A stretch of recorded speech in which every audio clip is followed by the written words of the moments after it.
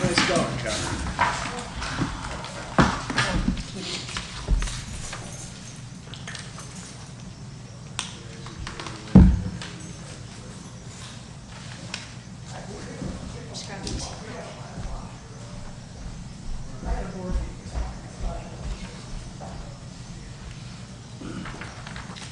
Just a process question. Can we go into executive session if we called the law? Is this to be announced at 7:30? Have we? Yeah, let's just stick with the agenda, and then we'll just do Kira. Okay. We don't even need to go private, right? We can chat with her I think we, publicly on camera. I think we can. I don't see any reason. Depends on if she's comfortable with it. I'm certainly comfortable with it. Kira, are you okay if we interview you as part of our regular business meeting on camera as opposed to sometimes? Okay. No, we're gonna, yeah. I estimate you will be out of here. Is this still on the regular agenda, or do we want it on consent? I'm fine moving it to the consent. Okay, yeah, because also I know that other property owner that they mentioned. And they've Bill been and connected. Candace, Yeah, yeah. they've been connected. I'll bring it up if anyone Okay.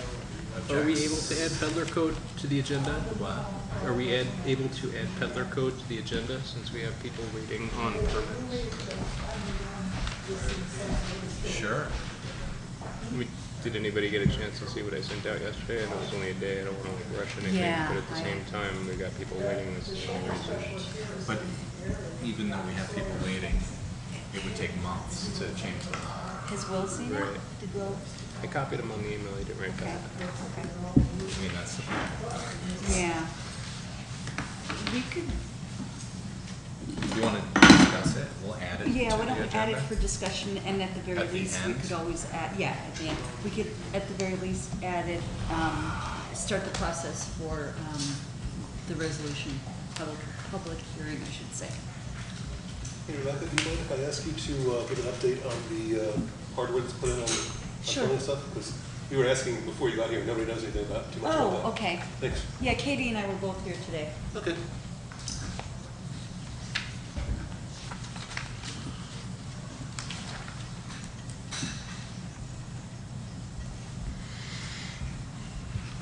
Is there any way we can turn on the lights just so? The mics are on. Okay. Please do. How do we know when we go live? We're already transitioning. We're not on. Not on his. The other machine. The machine in the closet's on. It's been on. So all the machine in the closet is doing is recording the meeting right now. How will we eventually have a public access feed? Brian Russo is helping us to be able to upload to the public access. Well, we'll discuss this in our Yeah, that's. agenda. So is the meeting going on live tonight? No. That, Well, yes, from Yes. their point of view, but not from our equipment. Through our We're having two standard tapings. Okay. videographer. Gotcha. It's video Right. and. double recording. Got it. Okay. I guess to make sure it It's not- works. The old system used to record and broadcast at the same time. I get it. Now they have YouTube units. Okay.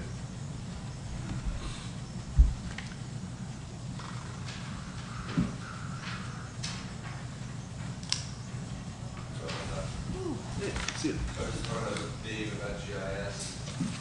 And, yeah, we're going to get the started once the dispatch comes in now, and we'll go from there.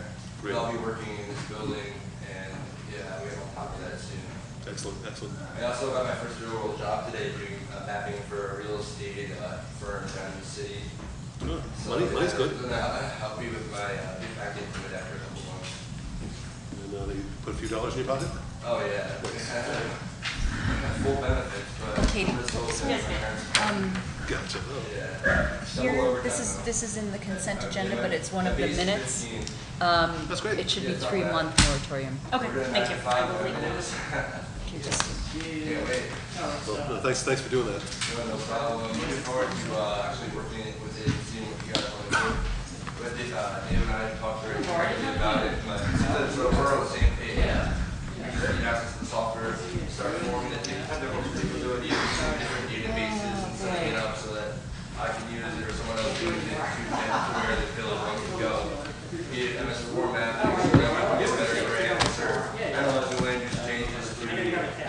influence the land use policy of New Paltz so that the favorable 50,000 development. we're talking about today, Sounds good. Yeah. It's exciting. may have applied. As exciting as map making can be. Come on, we want to order. Because it's the, in the grant, description, it mentions, land stewardship and green infrastructure and lots of that. Well, we're applying for the other. Right, yeah.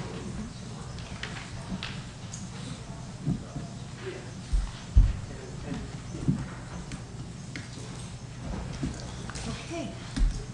So it's 7:30, we're gonna call our meeting to order. Start with a public hearing of a proposed law prohibiting formula retail chain stores and franchises. We'll see if there's any comments from anyone in the public regarding this topic or this proposed legislation. I have to read the notice. What? Oh, you have to read the notice, go. Please take notice that a public hearing will be held by the Board of Trustees of the Village of New Paltz on July 22nd, 2015 at 7:30 p.m. at Village Hall, 25 Blanford Avenue, New Paltz, New York, regarding the adoption of a proposed local law prohibiting formula retail chain stores and franchises. Any person is entitled to be heard upon such proposed local law at the public hearing. I have some comments about this. You want to just state your name? Yes, my name is J.C. Stern.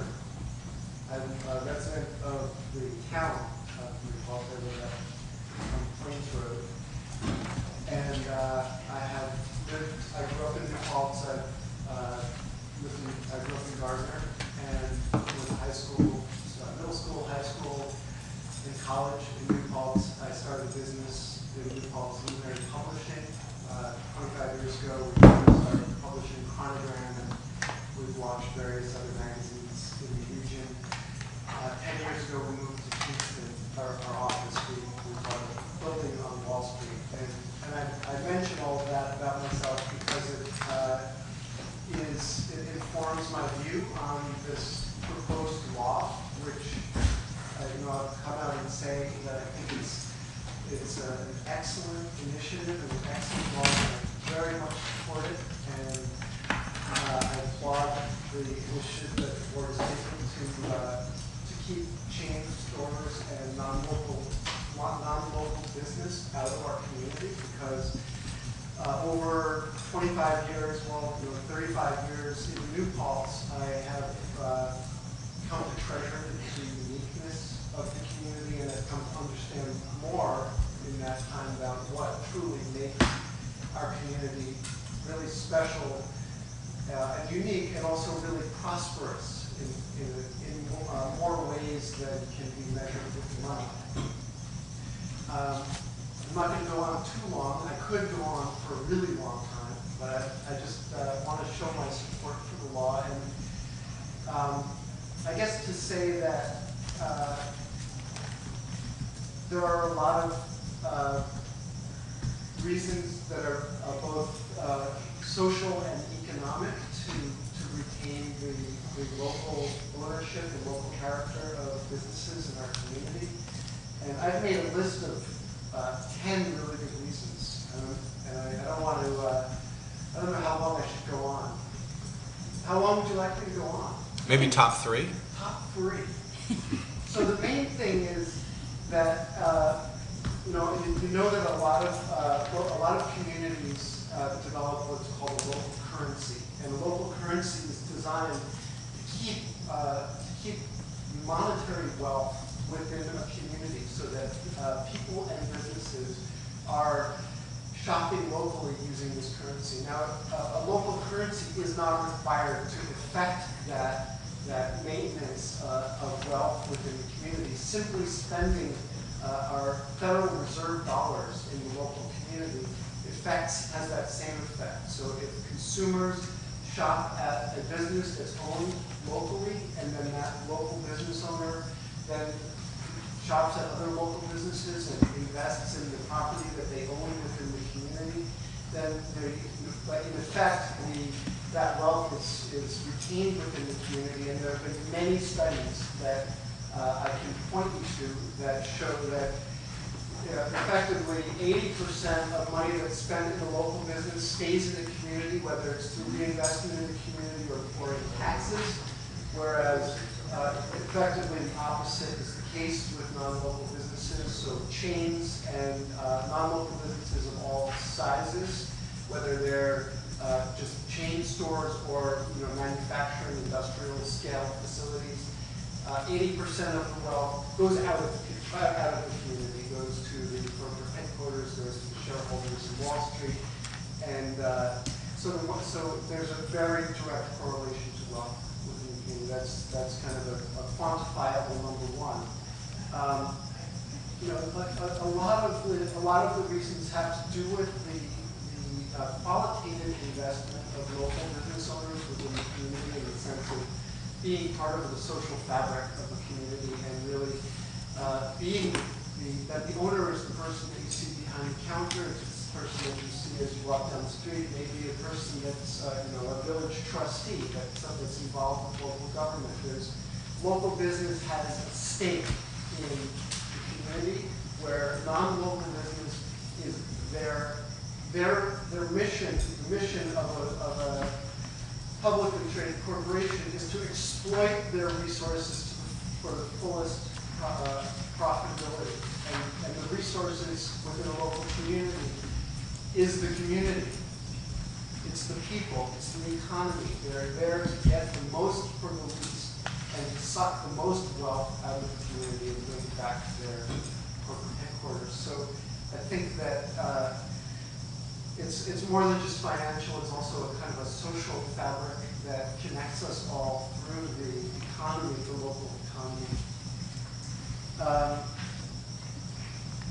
Finally, for my third great reason, I would say that local business is a creative resource. Local businesses are kind of a canvas on which a business owner expresses their creative output. When we decided to focus on local business in Chronogram, we titled the section "The Art of Business." And the reason that we did that was because we understood that the local business people are functional creatives. That they're artists in the sense that they're putting out what they care about, what they value, what they know how to do, and they have to do it in a way that works financially, which makes it really for a really interesting art form. And as you walk up and down Main Street of New Paltz, you see so many unique businesses that have the stamp of the people that run them, and it's a beautiful thing. It's almost like all of Main Street, to one degree or another, is a kind of a vast art gallery. And what that does in the community is it gives it a kind of a creative effervescence, and it also gives a sense of possibility for young people, for instance, who, rather than go to work within a kind of a corporate machinery, may feel inspired or see the possibility of creating a livelihood or a life for themselves that actually comes from what they are interested in and care about. I have at least 7 other reasons, but I hope this kind of shows my support for this initiative, and I really hope it comes to pass. And finally, to say that the initiative of keeping chain stores out of New Paltz, I think, is only a piece of what really needs to be an overall vision and plan, which is to nourish and support the local economy in a proactive way, which means to think about what kinds of businesses we want, what kinds of businesses we need. If there's a space that's empty that we feel like we need, nobody's doing it, so non-local businesses need it. Well, let's find somebody to do it and have a local business that provides the services our community needs, so that there really is a resilient, living, prosperous local economy with a unique, creative character. Amen. Great. Thank you. Would anyone else like to comment publicly on this proposed legislation? I'm curious, I presume this is your It's actually, we have a draft of this legislation that we're working on. Conceptually, we're comfortable. Oh, absolutely. That's why it's still a draft. So we're dotting those i's and crossing those t's. Right, but the way we're precisely, and so we're looking at it not so much in terms of setting something up that could potentially fail if we're being mindful of the Constitution and the Commerce Clause, but we're looking at it from the perspective of how do we protect our existing community character. We have a uniqueness in this village. We have Huguenot Street. We have proximity to the Mohonk Preserve. We have a village that has very few chain stores currently. So the intent or purpose of this law would be to protect what we have. So we're being very careful about the wording. I know it's been done in other communities. Other communities have struggled with how the law has been articulated, so that's why we're being very careful. I think conceptually, from a big picture point of view, it makes a great deal of sense, but absolutely we want to be very mindful of setting a law up that will succeed and not fail. Because the American Revolution was fought, the American Constitution was established to create a national market. Right, and a market based on laissez-faire, and I think that's what we're trying to protect here. Is something that whereas chain stores have a totally different business model than local businesses, so we're trying to consider how there may be some unfair advantages that chain stores have that compromise our community character. So that's the angle we're looking at this from. Any other public comments related to this draft legislation? Carol? I just say that the Chamber of Commerce has done those kinds of things where you have like, well, they have talk dollars for, the college students. And the Chamber of Commerce has had local businesses set up certain programs where the money was, you could transfer it from one store to the next. And we're talking about the economics of it. It's been done here, particularly during the holiday season, but also a number of times over the years. Great, thanks.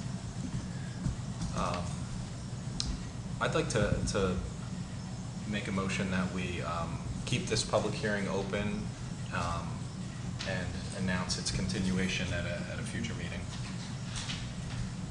Second. All in favor? Aye. I guess next time we have a public hearing, I have some thoughts on this, but I don't have to make them right now. I know we have someone waiting for an interview.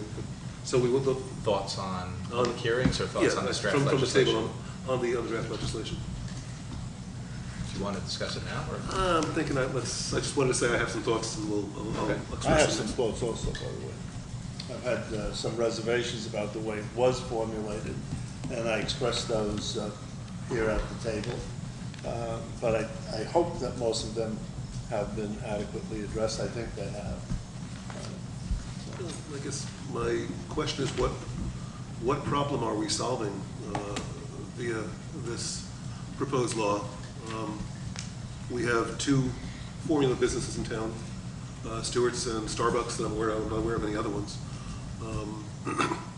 And there hasn't been an influx or I'm wondering what problem we're solving. And I also, we have on another agenda or recent agenda, outreach to the business community and nice gestures for the business community. And I just feel like, in particular, Stewart Shops has been a really good part of our community, and they fit this description. And I just want to make sure that we're being nice to the businesses that we have now.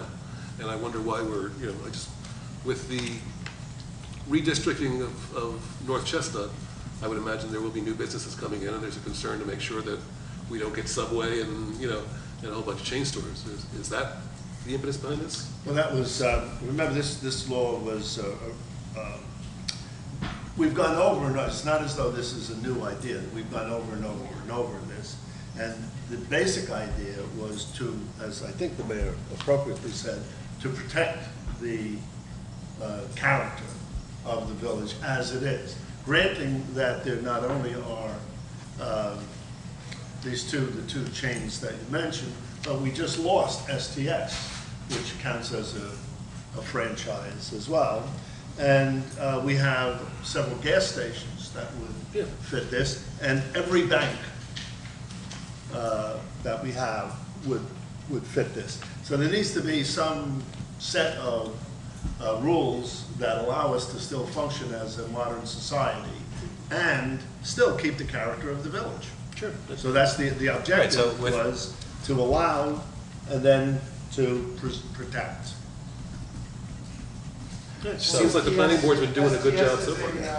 Is a franchise, but it's a locally owned franchise, which is distinct, right? I mean, just to say that it's owned by people that live in the community. Actually, it's not a franchise at all, it's employee-owned. Right. So Well, right now, we're not discussing the Yeah. specifics of this law But it's or good to specific think- businesses. We will get to those details. But to respond to Don's concern a little bit, this is a trend throughout the US. Small businesses are going away and national brands come in because they have a completely different business model. They don't need to have individual locations be cash flow positive. They can compete very differently, and they have an unfair advantage versus local businesses when individual stores don't have to be cash flow generative. I understand that. And Probably on Jason's list. what's that? I said that's probably on Jason's list. Right. Yeah. So Yeah, so just- when just a one- local, when a national chain can afford to pay more in rent and price out local businesses, you are compromising the characteristics of your community. I understand And that. we can go to nearly every other community in this country and see how strong this trend is. This is why this is important to consider, because we have a uniqueness in this community. People choose to move here, they choose to stay here because of our uniqueness. Me too. We have something important to protect, and that's why we would consider this type of legislation. I appreciate that. Now, I knew someone who worked at Taco Bell, and they open a new store, 99 cent tacos, till they drive everyone else out of business, and then the price goes up. I understand how that works. I don't see any influx of chain stores coming in that we should be reacting to, so I hear your, Yeah, it's not about being reactionary, it's about long-term planning Being and proactive. protecting what we have. Okay. It's also, I think, about being visionary in a way, and kind of leading, showing how a community could function to guard its treasure, in a sense, as we watch some of the other communities become overrun and homogenized. Homogenized, I think that's a key word.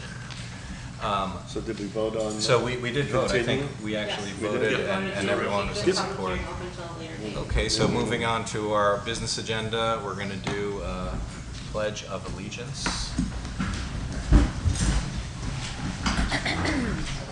Pledge allegiance to the Flag. of the United States of America, And to the republic for which it stands, one nation, under God, indivisible, with liberty and justice for all. Is it bright enough in here for the camera? It's good, okay. So we have a few agenda changes, adding things to the consent agenda. The fourth item on the consent agenda will be a roll call resolution regarding the contract to purchase the Millbrook Preserve, if Can't be that on the comes to consent be. agenda if we have to vote on separately. We've done this before, actually, yeah. But we can agree to move it to the consent agenda, and then we adopt all of the consent agenda at once. But then it can't be a roll call. Oh, yeah, exactly. We actually, Will suggested putting this on the consent agenda, and we did Okay. this. Are you trying to put this We can- consent agenda? Is that what you're trying to do right now? No. Oh, okay, so I misunderstood. It's a resolution authorizing the village mayor to enter into a contract of sale and related agreements for the purpose of acquiring real property owned by Shawangunk Reserve. That's all this is. So if we get to the point where we're comfortable with a contract, that I could move forward to sign off on that contract. You know, the same terms that we've, I understand the whole discussed. point of it, and I'm prepared to say aye at this very second. I just don't, from a procedural point of view, and this is a merely procedural matter, not to be belabored. If it's on the consent agenda, we're saying aye to the whole consent agenda. Then it's just peculiar that we would have a necessary roll call vote for something that's already on the Is there consent. any harm in leaving this number 5? Is it, or do you? no, it's no problem at all. We Okay. can Sure. easily just move it to the business agenda. But we did this on June 10th. I think you were on vacation. No wonder. And the attorney was at the meeting. Yee. I'll talk to them. So number 5, then I would like to add to the consent agenda that we provide access keys to the planning board and ZBA chairs to access that closet regarding the live wire.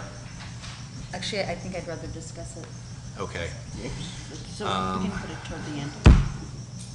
So, I would like to add number 9 to the consent agenda. Number 9. So we're moving the discussion of a request for the residents at 150 Mountain Rest Road to hook into village municipal water. We have a letter from Superintendent Blue to Villager, who is okay with this idea. May we move this to the consent agenda? Yes. Yeah, I'm okay with that. Another item I wanted to move to the consent agenda was the appointment of Joe McKay as our ZBA attorney. We met with Joe 2 weeks ago. It's okay with me. Yep. Yes. And another item is during the week, the 3rd week of August, when both Rebecca and I will be away. We do not have a meeting scheduled, but we needed a point person to function as the deputy mayor.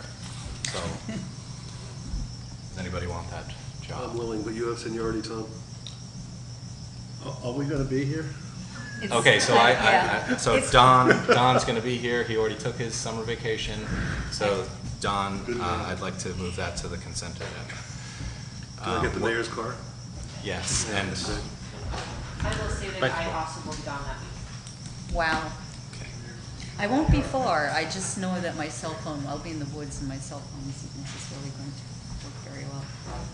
And another item I wanted to add to the consent agenda was a review of this draft prohibition of formula retail use to the planning board for their review. So referral to the, Referral to the planning board, sure. okay? Sounds good. And then for the number 10 in the business agenda, I wanted to add a 4th property, and that would be 6 North Oakwood.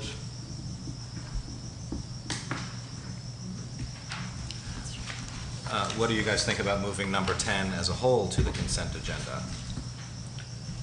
That's We- Nothing much to discuss there. There's nothing to Seems to me discuss. we've done Yeah. this over and over Yep, again. okay, so I'd like to move number 10, including that 4th property, to the consent agenda. Yeah. That's good. And then we wanted to add 2 topics for discussion at the very end of our agenda. One regarding the peddler's law.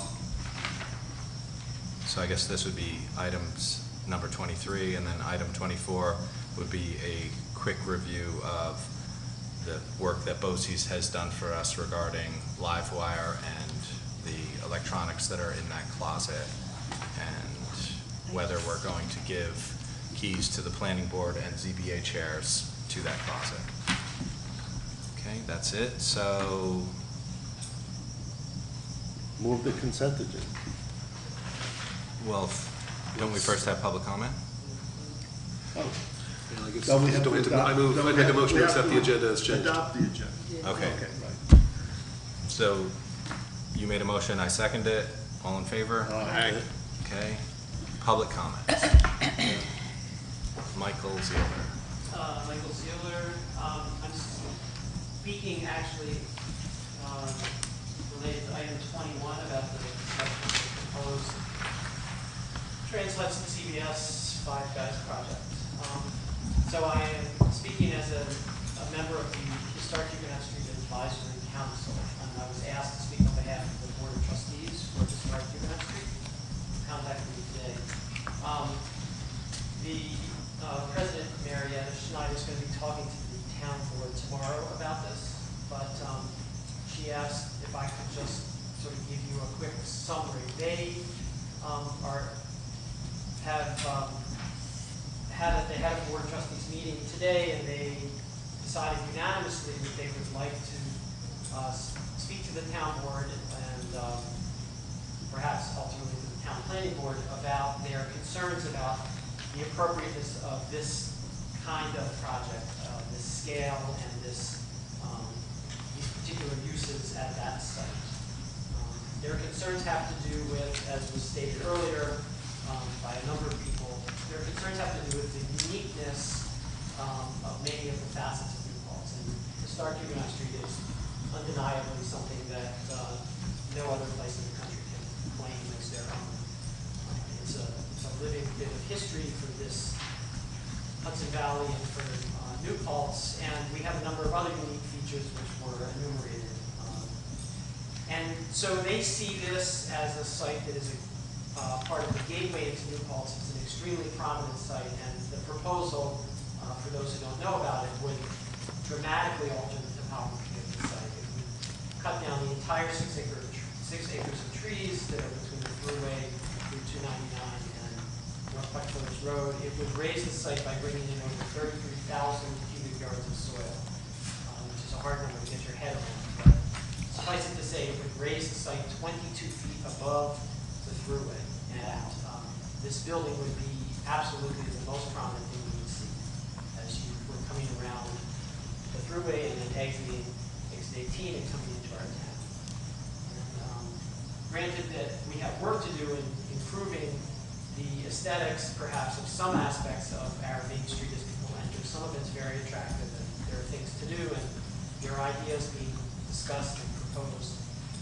But there's no reason to do something like this that really could bring the cameras back. And so the Board of Trustees has unanimously prepared a letter that they'll present to the town board tomorrow. And since you all have been discussing with them and discussing among yourselves, they asked me just to let you know that their concern is about dramatically altering what it is that people see as they enter New Paltz and their first impressions of New Paltz. And again, taking away from this sense of what is unique and really interesting about this community. And so they'll share more of that with you tomorrow, and I believe the president will probably be in touch with you.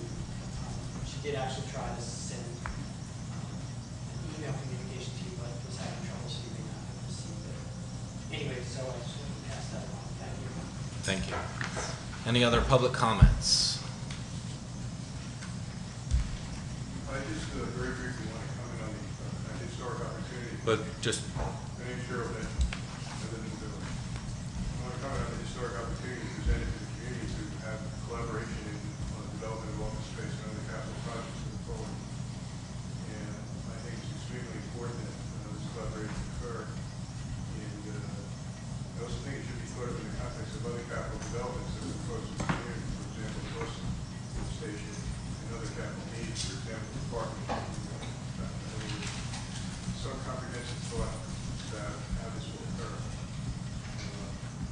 It's an historically important moment because capital commitments are irreversible once made, and their consequences have to be experienced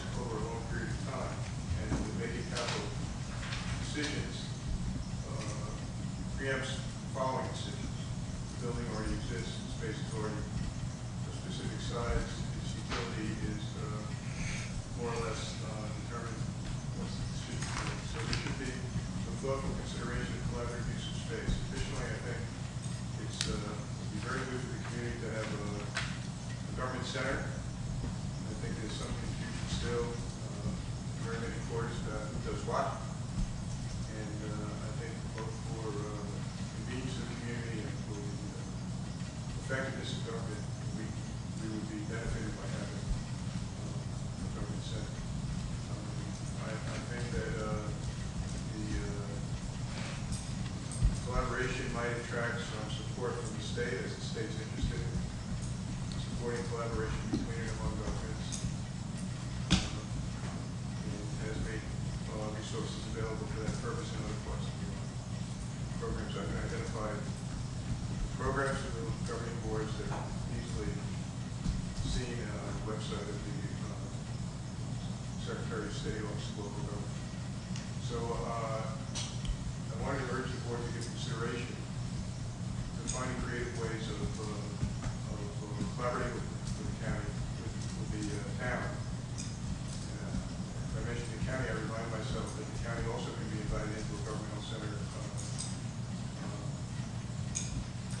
initiative, as there are facilities in southern Ulster County that would be well located in such a place. It's also important that the vitality of the downtown be maintained by the location of our governing locus in the downtown area of the community. We worry about traffic, but the vitality of people coming and going and business they bring, concerns have been expressed about local business. Traffic is a good problem to have because if you solve it, it still has the business benefits. I also think that the location of the police on the periphery of the community is unfortunate because it diminishes their effectiveness in passive protection of the community. I think the police should be brought back into the center of the community. That should be considered in any planning that might occur. This can be accomplished incrementally as there are contracts in place and concerns. I also think that it's fairly reasonable for any observer who knows somebody who's here, somebody who's advocating for one government in the community to be skeptical about some kind of ulterior motive. I can assure you that many governments that collaborate, maintain their identity, and they're operating for time. Ownership of a shared facility doesn't have to be with both governments. There can be out clauses over a long-term planning period that could be considered in a relationship. There could be incremental accommodations made. But I think that if we don't think about this collaboratively, we're going to regret it going forward. Buildings are expensive, and it's especially interesting to me that there are models throughout the Hudson Valley. I've had the occasion to visit a lot of townhomes. I talked to the mayor about this, and he knows the ones I think are good models. And it's important. We know in the college that it's important not to build for the immediate need, but for the long-term need of the community. And we're constrained by our decisions to build for the immediate need, and then not be able to accommodate growth or change in function, change in operating paradigm. And I think all our public buildings are evidence of that in this community. So I have no great plan, and I haven't done a deep study, but I was I've talked to the mayor about it, and I was encouraged by press accounts to come to see me and just make that statement. Thank you. Any other public comment? This is related to what Jared just said. If you don't mind, I don't think anybody could claim that I was a fan of the past version of consolidation, but I am a big fan of the joint government building for two specific reasons, which I haven't heard anybody mention yet, and they're both favorite issues of mine. One is that I think in the determination of policy, a lot of the stuff that we do is done through formal, open processes like this, and there's a certain inherent distinction between town and a village government. Having trustees and council people and the mayor and the supervisor under the same roof provides an opportunity for people to get to know one another outside of the normal policy public forum. You learn to develop trust, and you talk to each other informally, and I think that's a valuable thing that you don't get any other way. The second reason is that as somebody who's vitally interested in planning in the community, planning boards, but to have a single overlaid planning department. It will allow us to plan for the community, not for the village and then the town, but to do it holistically. And I think that's a really valuable resource that we won't get any other way. Any other public comment? Ellen Rockwell, and I wasn't going to speak, but I'll start by saying I agree with them. But I want to add one other thought, and that's part of my feelings about the necessity to keep this in the within the downtown part of the village, which is, I certainly, living where I live, see many people lined up at the court when it's court evenings, and a lot of those people are college students. And if we have it in the center of the village as it is now, then the kids from the college continue to have easy access to village hall, town hall. It would be a good work, and I think that's really important. Thanks. Anyone else? Okay. Moving on, I'd like to make a motion, we accept the consent agenda. Second. Okay. All in favor? Aye. We'll do a quick interview with Kira. You can come on up and pull up a chair, sit with us for a second. So we are chatting with Kira as a prospective candidate to be appointed to the Affordable Housing Board. And let there be light. So, Great. So my name is Kira Moulton. I am going into my senior year at SUNY Milwaukee this year. I've lived in the village for 2 years and I lived on campus also for a year. And I would love the opportunity to be part of the board. I honestly don't know very much about what exactly the Affordable Housing Board does in the village. I've been recently getting involved in activism on my campus here. My understanding of what's happening on campus right now is that they're building new living housing situations, and it's making it harder for students to move off of campus, which I think is a really big problem because off-campus housing can often be so much more affordable for students, especially at a public college where education should be affordable and accessible, and people are already struggling to afford that. Adding on extra costs just for housing. why would the development of dorms on campus make it more difficult to move? Are they changing rules in terms of requirements, how long students need to live on campus? Yeah, what my understanding is that they're building more units for housing and then making it, right now the policy is if you're a freshman at SUNY, you have to be on campus and then you're free to do what you like. And my understanding is that as they're building more units, they're increasing the number of years that you're required to live on campus. So students are being called to pay that extra fee to live and eat on campus. And so if I was given the opportunity to be on the board, I could bring a student's perspective. I've also lived in the village for a couple of years now, and I would love to also be able to bring what I learned from you all and from the board back onto campus and apply what I learned to the work I would like to do on campus. So you've lived as a student off campus? Yeah. And you say you have no expertise in affordable housing? How was that search? I don't, and I'm eager to learn about it as it goes on. Well, I think the real world experience you have let's see, were you easily able to find a rent that was easy for you, or was it challenging? It was challenging. There's your expertise. Yeah. Great. Anyone else? Questions? May I just add, how many people are on the affordable housing? It's This would be the fifth member. This would be the fifth member. and it's a 5-member board. Okay. Yeah, Yeah, that sounds great. thank you for your interest. Great.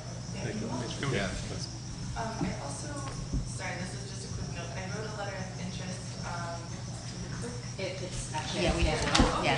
Wonderful. Thank you. Perfect, thank you. Yeah. And you, Thanks for Judy? being patient during our who's the current affordable housing Guy Kemp. liaison? Or me. No, I'm you the are, okay. liaison. Okay, great. So you I can. think I'm the only liaison. I believe so. But I've been working with Guy Great. to get him members. Okay, good. So we have a good group, you know, including the last two we've interviewed, and now we have a student perspective.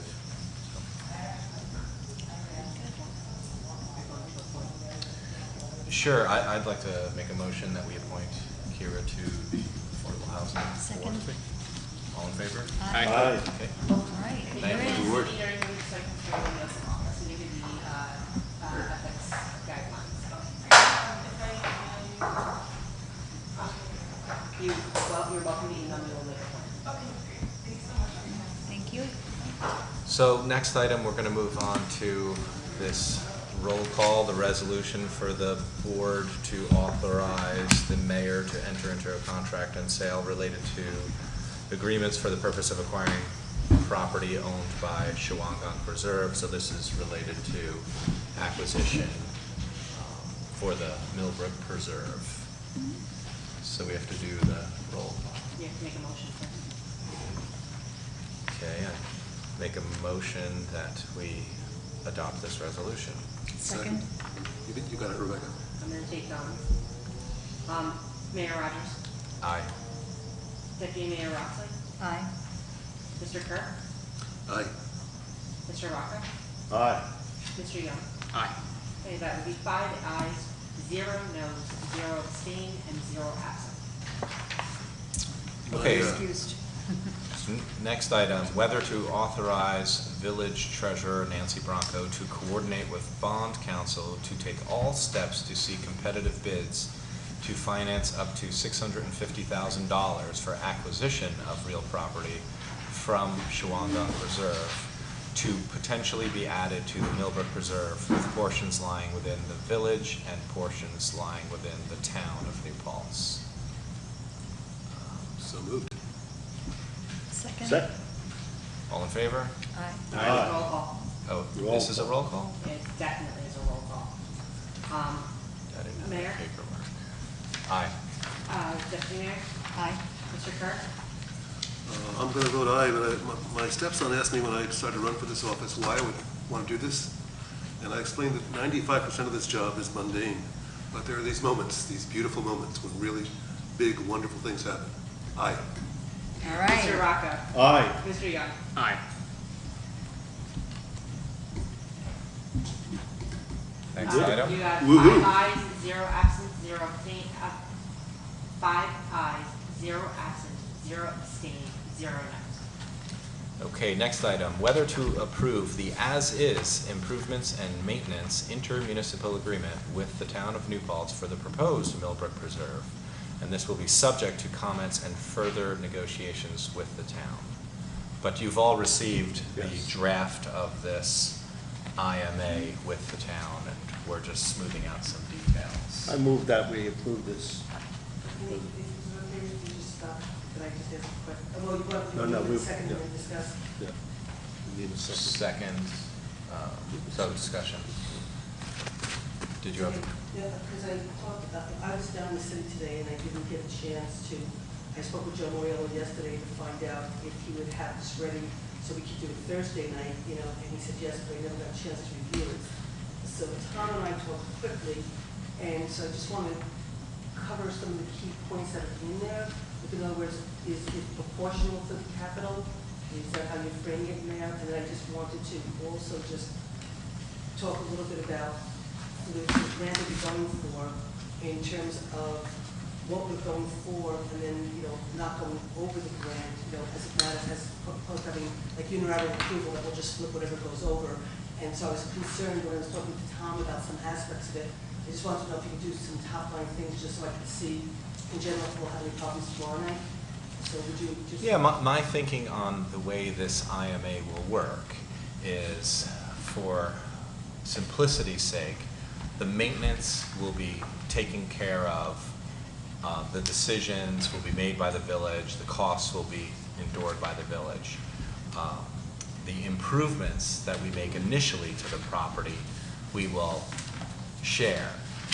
However, we are optimistic, our fingers are crossed, that our grant application will be successful, and we've earmarked plans that we hope this grant will pay for. So when I'm talking with Marty, and I understand and agree with that, but saying to Marty that if the grant's 500,000, and we put in certain things we need for the grant, that the grant could, we could say that we need $600,000 worth of work. We're only getting a grant for 500, maybe we only get 400. And so I just want there to be an understanding that I think we should try to prioritize like phase 1, phase 2. Well, so if we get an X amount, if we do this, and I guess in a sense. But Susan, what we are not going to pursue anything unless we both agree. No improvements will be pursued unless we both sign off on. So this is both for the initial. It is, and Will and I worked pretty carefully in terms of. So the idea is that for the initial improvements or any improvements in the future, we would just share proportionally based on our ownership of acreage. And that's something that you and I had discussed. And the thinking is this just, it leaves the door open if we choose to work together to improve a trail system in 10 years that we would do, whereas the ongoing maintenance is a village responsibility. Which is fine and great, and I do understand that you and I talked and we're agreeing. The only thing I just wanted to make sure was, and I did get a call just a little while ago, but my phone had died, so I didn't get it until a half hour ago when I charged my phone, so I'm sorry to get back to you, but the only thing, like I was saying to Marty, was, obviously we haven't done our budget yet. We have some real extreme pressure spaces and stuff, so to authorize any expenditure over and above the grant would be, irresponsible. So I was just saying to you have an out. You have an out. We cannot pursue expenditures unless we both agree on it. And that's the way the contracts work. I just wanted to make sure there was some, specifics based on Marty and my conversation. I just wanted to make sure everything was still okay. So. Yeah, that's not in legalese. It says very clearly the village will take no actions without approval by the town. That's It's very black and white. That is totally I clear. just didn't get a chance, I just didn't get a chance to look at it, and I knew I was going to come tonight because of the town hall, conversation. I also knew I had asked Jill if we have the local preserve IMA ready for tonight and tomorrow, because I know because of the grant, we needed to sort of fast track it. So, if you let me come here and I could just ask the questions and just make sure we're comfortable and I can be comfortable for tomorrow night. So if we want to build something like a state-of-the-art movie theater on the property, we're going to have to get your approval first. I'm being silly. Yeah, but anything that we spend money on, we both have to be, the town and the village have to be on the same page regarding anything that's not maintenance. Right. So, did we take a roll call? Oh. You won't be able to build your state-of-the-art theater with conservation easement restrictions. Thank God. So did we take a roll call? No.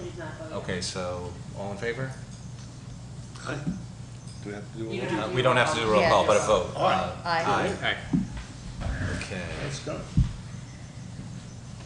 Next item, discussion of a request from Central Hudson for an easement to run a natural gas line through the corner of the Village Hall-owned parking lot that is behind 15 Platico Avenue. Did everyone get a chance to look at the map? Yes. Okay. I spoke with the representative from Central Hudson. I generally have a concern with providing easements for natural gas. Our village and our town both have legislation that don't allow fracking in our community and don't allow the use of byproducts that are created by fracking. So I'm troubled by the idea that we would be accommodating this ongoing use of fossil fuels. I think it flies in the face of what's important to our community. I agree. Well, I think there's some history here too, and within the past year, there was other discussion about running other lines underneath the parking lot here, and Central Hudson treated the previous board very badly. We'll just leave it at that. So I don't think they're owed any favors or goodwill, at least from this trustee. My understanding is it seems like Central Hudson determined that they could run natural gas lines downtown without using village-owned property, and that was the discussion that they had and they pursued with the previous administration. And they found private landowners to run their lines on, and then they also used an extension of Elting Avenue and Innes Avenue to get the lines closer to downtown. But it seemed like they overlooked at least this section of parking lot, and now they're asking us for an easement. But what I thought was also interesting is they said the property that currently has a laundromat behind Ariel Dental, that property owner had granted an easement to Central Hudson, and I asked him, well, what did you pay that property owner for this easement? And he said nothing, which I thought was really curious. But I think they're looking for us to grant an easement for free, and I'm troubled by that request and would not be willing to go down that route. Yes, I am not opposed to their having an easement. I'm not opposed to the businesses on Main Street opting for natural gas. Remember that they're burning fuel oil mostly now, and they're going to continue burning fuel oil. And there is no fracking in New York State. We don't know if the gas is going to be coming from New York State or from elsewhere. We do harvest a lot of gas from western New York near the Pennsylvania border, and we do it without fracking. I'm not at all interested in giving away anything, so if they want an easement, I would want to know what we would get for it. And I would expect that they would offer us something. But I know that the only reason they're doing this at all is because the businesses on Main Street want it. They have argued for it. They came here before us and appealed for it. They want it, and I don't think that, I would certainly not be concerned if they didn't need an easement. They just were going to deliver the gas however they were going to get there. What they're asking us for is not much, but whatever they're asking for in the form of an easement, I think they should pay for. When they came to the board last time, they were offering, what, $25,000 They were worth offering of something, equipment? whatever it was. To come back with some nothing amount. is silly. And I would be much more comfortable if there was some obvious evidence that there were some significant capital expenditures commensurate with how much does it cost to run gas lines down public streets and pay for easements, if they were promoting some renewables with the same level of commitment that they are in terms of pursuing natural gas. How would we get that to that point? How would we get to a point of that sort that would satisfy them? They should be at that point on their own. But if they don't come to you with that and you speak to us here, how would we get them to come to that point? Maybe they haven't volunteered that. It doesn't mean they're not doing anything with renewables. We know that they are.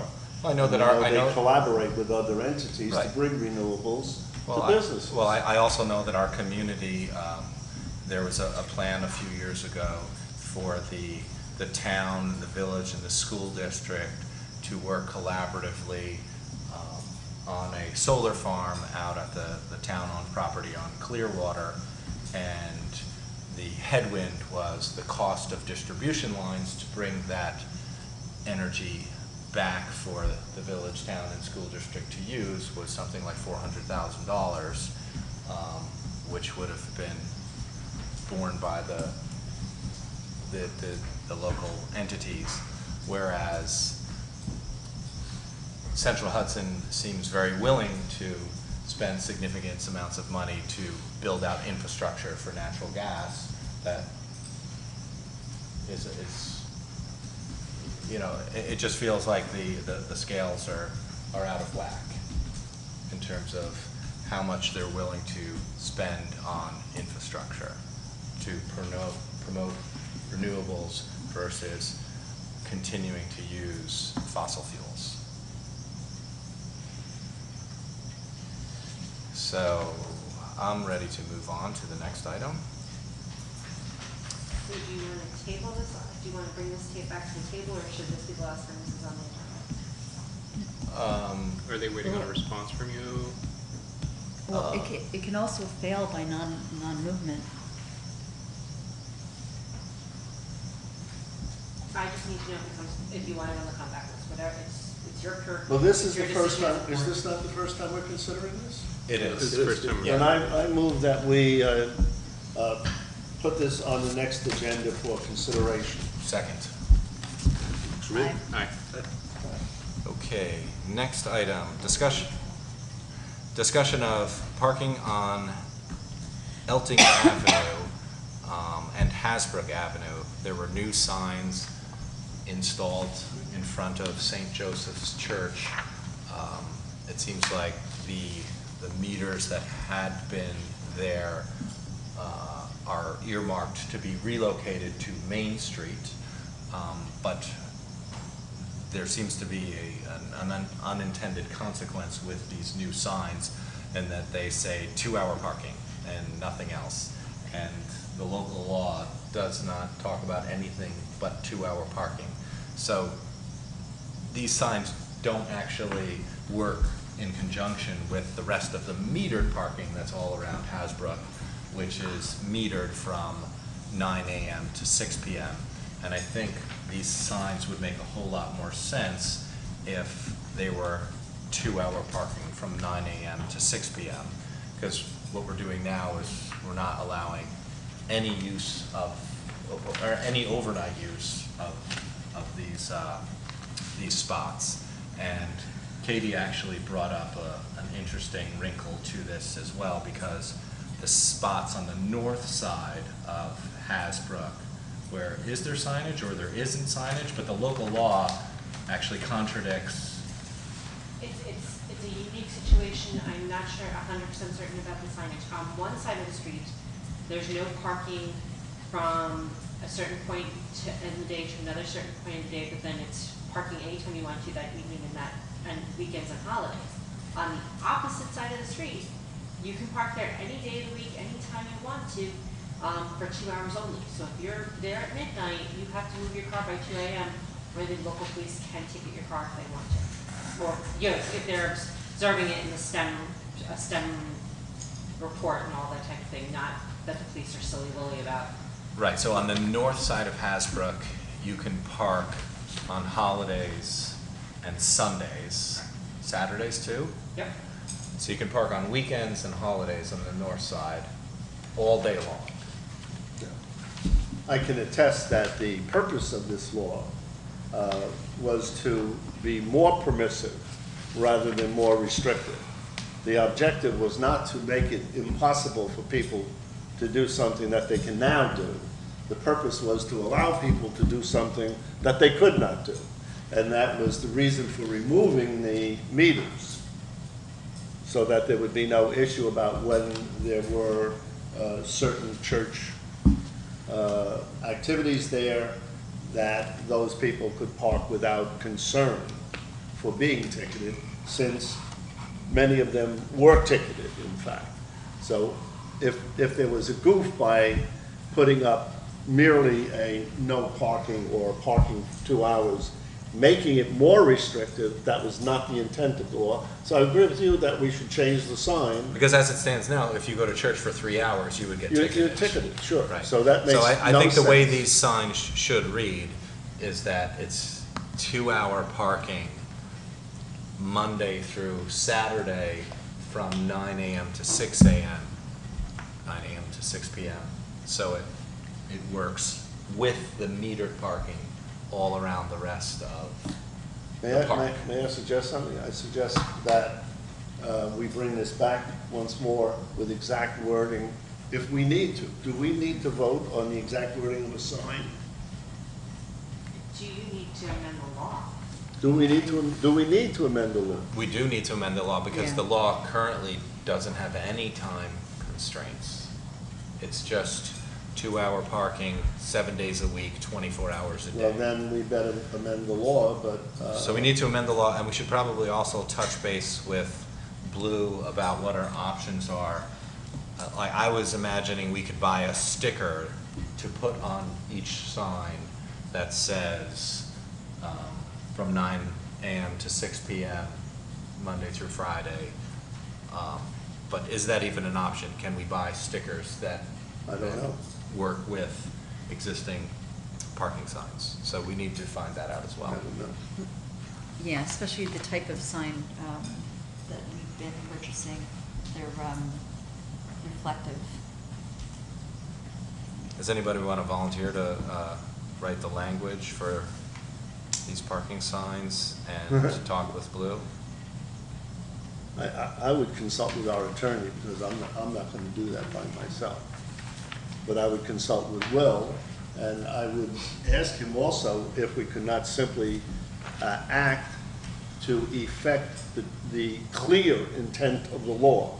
The clear intent of the law was permissive, not restrictive. And I believe we should be able to act to effect the clear intent of the law. Okay, so I will Tom talk is to going Will. to talk to Will Yes. and sort that out, and I will speak with Blue just to investigate what options exist as far as, could we do something like attach a sticker to these signs to make them more clear? We can tee it up for action at the next meeting. So it's on, Yeah. so let's put it on the next agenda? Yeah, and also, what I would like to do is pull up the changes that were made around that time in terms of the local law. And we have a map, it's about this big, that shows parking zones in the village. And I'd like to plot out the changes that we had done on that map, just so we have a better sense of what that local law did. So that's something you're gonna present to us just for our own edification next time? Sure. Okay. That sounds very useful. While we're on the subject of parking, I have an interest in approaching a local business that has potentially a number of parking spaces that are privately held, but they're in a location we might be interested in. Would anyone mind if I assess the willingness of a business owner to speak to the village board about providing additional parking? That sounds great. Okay. So are you thinking that would be something that we might end up leasing from this? I just know there's an ongoing desire, at least we've heard from the part of some business owners, to have more parking downtown. And I want to explore whatever possibilities there may be. Great, okay. Oh, also with this, just to add another piece, I spoke with Myra French, one of our parking enforcement officers, and she did share with me some of the issues that she's been having with enforcement, mainly because, well, she's been actually chalking the spaces herself in order to number them.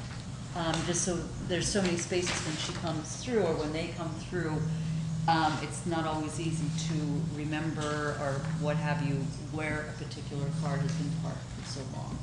So we might want to potentially also look to number spaces that don't have meters. Okay. So, number 11, approval of a series of invoices to be paid to David Clauser and Associates, and this is all related to the water project. And the reason we're paying these is because we have been reimbursed by the DEP. Yay. I move that we pay these invoices. Second? All in favor? Aye. Aye. Okay, next item, authorization for the village treasurer to remove a property tax bill for Time Warner in the amount of $197.55. This relates to a franchise agreement where Time Warner facilities are allowed to Time Warner is allowed to have certain facilities in public rights of way, so they're not supposed to receive a tax bill. So was this a mistake on our part to send them a tax bill? It seems so. Oh, in that case.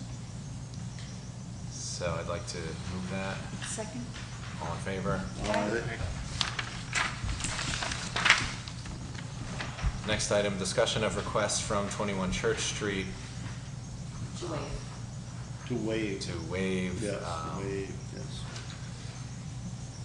I'd like to move that. This is in regards to the property pursuing a liquor license from the state liquor authority. I'll second it for discussion. Okay. And this property is formerly a sushi restaurant on the corner of, No, this one is Naomi's Cafe, Okay. set back from. So this is Naomi's Cafe, not to be confused with 17 Not, yeah, Church, 17. which is that cafe next to the treehouse. okay. Rebecca, didn't you mention something Well, about that? In history, we really haven't had a lot of requests for new applications, and I don't believe Naomi's Cafe was open long enough to acquire a liquor license at the time. And usually when we are approving, when we're waiving the 30-day period, it is with an existing business when they go up for renewal. And also, there have been cases where it's new ownership, where the prior owner had a liquor license. And that's another situation where we've waived that, the 30 days. So I'm just a little hesitant. I don't know what the liquor authority actually does during that 30-day period. But another reason why I'm hesitant is because in part of the application that is submitted to the liquor authority, there is a question that asks if there are 3 or more other establishments with liquor licenses on site within 500 feet. And in the cases of both of these applications, there are a good number of them within 500 feet. So I don't know what the liquor authority does in looking at that, but that's my only hesitation. And it is just 30 days, which in the big scheme isn't a great deal amount of time. Ordinarily, I wouldn't want to circumvent an SLA Progress. regulation. I don't know why the request was made. Does anyone know why this request was made? Is it because they feel it's imperative that they open more quickly, or? I would imagine that it's attorney advisement, just Uh-huh. because so many places do this. Well, as- I would like very much to support a new business there, because that place has been empty for the better part of 7 years. Agreed. And I would like to see something that would help to revitalize that neighborhood. It's not dead, but to support the vitality of that neighborhood. Yeah. And it's a local business, locally owned, local business. So I suppose I would support it if I suppose I would support it. Okay. So, All question? all in favor? Aye. Aye. Aye. So it's 5-5.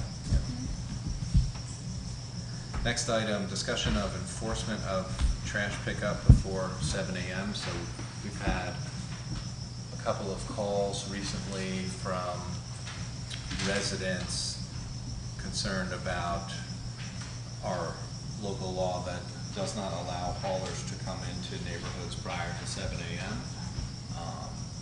It seems like the haulers often try to get in before 7 a.m. to beat traffic, but then it can be very disruptive and noisy, and we've had a few calls of complaint. I know that procedurally, Katie has called the haulers and let them know that we have received these complaints. I'm just bringing this up here because I wanted to see, should we do something more formal?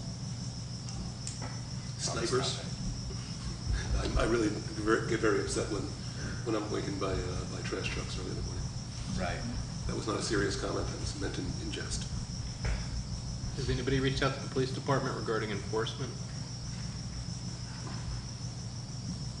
I'd be happy to reach out to them and see if they'd be willing to look to enforce this. Do we have an idea of what days or what haulers are in violation, or what areas, to give them an idea of where to Katie look? does have such a. Yeah. Katie has records on who she's received complaints from, and There's in particular one hauler who's most recently been the hauler of complaint, although the 4 permitted haulers in the village at any given time have each been the hauler of complaint at that time, and I'd be happy to provide you the general area that they are and who they are. I've also spoken to their district manager as recently as Monday to remind them that I had spoken to a different manager earlier last week, and they assure me that that won't happen again, and I said, that's wonderful, and I am prepared to hear any other complaints from village residents, so I will share that information with you tomorrow if you'd like. That would be great. You know, Go ahead. Go ahead. I think in addition to this, we may want to send out a formal reminder to the haulers, because it is a contract that can get revoked if they're in violation of our local laws, obviously. So, off the top of your head, Katie, who are the 4 permitted haulers? Do you know? County waste, waste management, Lamella. county waste management, Royal? American Carting, and Royal Carting. What about SW, Solid Waste Disposal Service out of Rosendale? They are not a permitted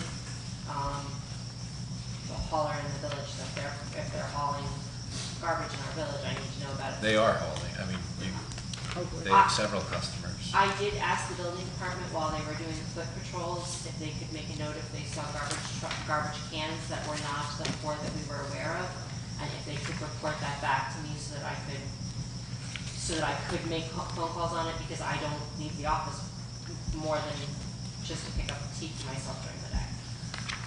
yeah, Okay. that's good, because we should also notify those property owners. Absolutely. And I think with any residents who complain to you, if you advise them, if it happens again, call the police. That should be a pretty effective Right. deterrent, you know? Especially after Dennis speaks. I want to note, though, that I have not heard any 4 a.m. pickups lately. There used to be between 4 and 5. Somebody was in this neighborhood coming around, but we've been forgiven, graced, something. Still got the fire whistle. The fire you can't, but we like that. Okay. We like hearing the fire. I don't believe that our permitting process is too arduous or expensive. So, Brian, may we ask you to put that on your to-do list as the building inspector, as we were just describing, you know, when folks are out doing code enforcement, to try to identify the various garbage cans that we see and make sure that each of them are permitted. And we'll try to make note that the garbage cans that we see are one of the 4 that are permitted. And we can reach out to another hauler and say, we've learned that you're hauling, this is I'll happily send them a fee schedule and ask them to make payment. It's not a complicated procedure. Okay. So we have some tasks. So Dennis, you're gonna speak with the. Yeah, I'll reach out to Chief Chief Snyder Snyder. once I get the information from Katie. And Brian's gonna. Keep me up to date if there are different haulers on that list. And I'll send Brian an email tomorrow with the name of the 4 again. Okay. Okay, moving on.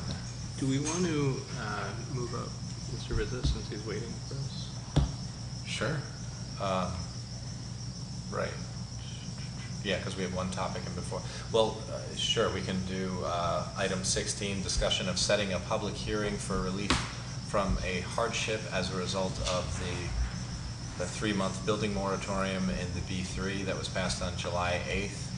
I'd like to make a motion that we set a public hearing either on August 12th or 26th. 20, you won't be here on the 12th, correct? Right.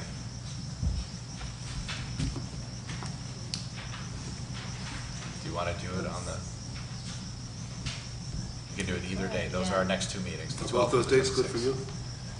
Yeah, is there a time limit in the moratorium, or the date should not be set within 30 days?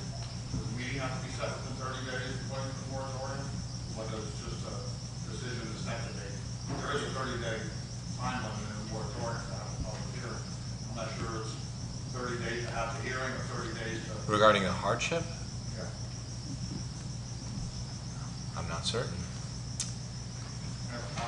Well, I mean, even if, we can have the public hearing without your presence, right? Of course. Yeah.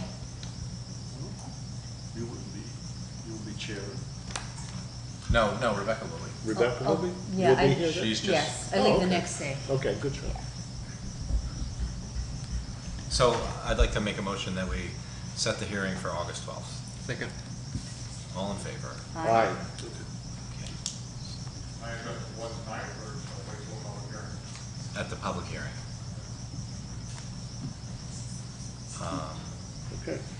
So then going back to this item, an update to provide our board member, or to provide members of the environmental, sorry, why am I drawing a blank on what that Policy stands for? committee. Policy Commission. Commissioner. Regarding the RFP for trash removal. So Dennis was going to share a bit on that topic. I have been working on this since I was on the Environmental Policy Commission, and now that I transitioned, Jackie Northacker of the EPTC, we've been working together, and we've just been trying to dig up where the previous RFP stalled. We've received a lot of conflicting information as opposed to it went out and nobody bid on it. So other people are saying that it never even went out. There were unaddressed questions from the waste hauling community that needed to be, there were a lot of questions with the previous RFP. A lot of it had to do with the thinking that the village had to maintain the billing for all of the haulers, which would have been a great burden for the village. It would have been a great liability as far as deadbeats paying their bills. So we're kind of doubling back to start from scratch and really figure out a better way forward than trying to do that, because we want to be able to buy in bulk as a community, but not put the risk on the municipality. So that is pretty much where we are. There is going to be a point when we reach out to the town board to see if they would like to be included in this. And the more customers that we go to the haulers, the more attractive it will be to them. And it will be better for all of us in that we won't have so many garbage trucks rolling up and down the roads and impacting the maintenance on our roads. They're very heavy, they do a lot of damage, and as we're hearing noise complaints, if there's less haulers, there's less noise, there's less environmental impact, and that is pretty much where we stand now. Kind of want to just get a temperature check, see if anybody else has any thoughts or concerns or ideas, and make sure I'm not wasting my time. So you're currently looking for an RFP to have one or more certified haulers take care of the whole village? Correct. Because we issue licenses, if we only issue license to whoever wins the RFP, the other haulers can't come through the village unless it's for through traffic, which is why if we include the town, there's much less through traffic for haulers rolling through the village. The last board talked about that a little bit as well, and talked about that as a stepping stone to complete municipal trash pickup, which I know was looked at very seriously, and the economics at the end kind of got in the way. Do you view this as a, I don't know, do you see this as a stepping stone or an end in and of itself? I do not view this as a stepping stone. It could potentially be, but I don't see how we're in the waste hauling business. I don't see how we can do that and stay within, without raising taxes and staying in the tax cap. So as far as the risk being left with the haulers, that's kind of what I would prefer. I'd like Is to there- comment on that, if I might, because there were two separate proposals that were, both of them in serious consideration. One was very much along these lines, and the other was to have the municipality be the trash hauler and disposer. There were two separate board members who were favoring those, and so they were on parallel tracks. This, I believe, is the easier one and the more likely one to be effective. But the other, at least somebody thought, was also feasible, if not easy. Is the, go ahead, Katie, sorry. Can I offer some historic reference? Great. I can tell you that the RFP did go out, that as part of the RFP process, there was a question and answer period that a trustee, the village attorney, and members of the DPW were present for. I can tell you as a clerk, I popped my head up, but I was not here in a clerk capacity taking notes. I know that multiple questions were asked by the waste haulers, and the village attorney might be the most appropriate person to turn to on those questions, that didn't make the situation as cut and dry as it appeared when the RFP was issued.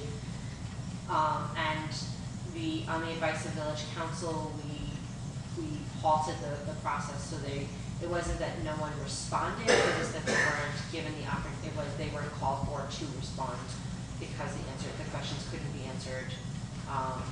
And then those questions were never answered. And that's what I mean. Okay, I actually ran into Jason outside walking in tonight. He said he has some more information that he can get to me regarding what the specific concerns of the haulers were. Because rather than pushing to have someone write an RFP and then fall into the same situation, I'd rather double back, make sure we're coming up with a system that's going to work for everyone, both the village and any potential haulers, and then try and find a positive relationship going forward. Would you also say that there's a possibility to negotiate better rates than what individual residents pay now? You know, effectively, are That's we the whole point. bargaining collectively? Well, that's not the whole point, but Well, that's one of the potential advantages. one of the main points, yes. Do we have any sense of, you know, what kind of savings there could be? Well, one of the things that Jackie did was she went out and just kind of got a basic prices from the haulers in the area, and they range, you know, and they're for different sizes, but they range from $23 and change for 35 gallons to $29 between the different haulers. So just there's fluctuation, and you have to imagine that for a garbage hauler to go down a street and then stop at every fourth house versus having that market density that they're stopping at every single house, their cost of business is going to go down significantly, and their market share is going to go up if they're the only carrier, or even if it's set up where we have two carriers, one north of Main Street, one south of Main Street. With that type of market penetration and market density, there has to be extra profit to be made, which could then be passed on to our residents. It's time saving as well as fuel for them. Economies of scale. Yeah, these were the arguments that were made during the last board's discussions. So in addition to kind of wrapping our heads around this conceptually, I believe there also have been comments by the state comptroller which has supported this type of initiative. Do we have examples of other communities that have done this? That's a good question. I can look into it. Maybe learn from their mistakes or successes? And Jason had information on that.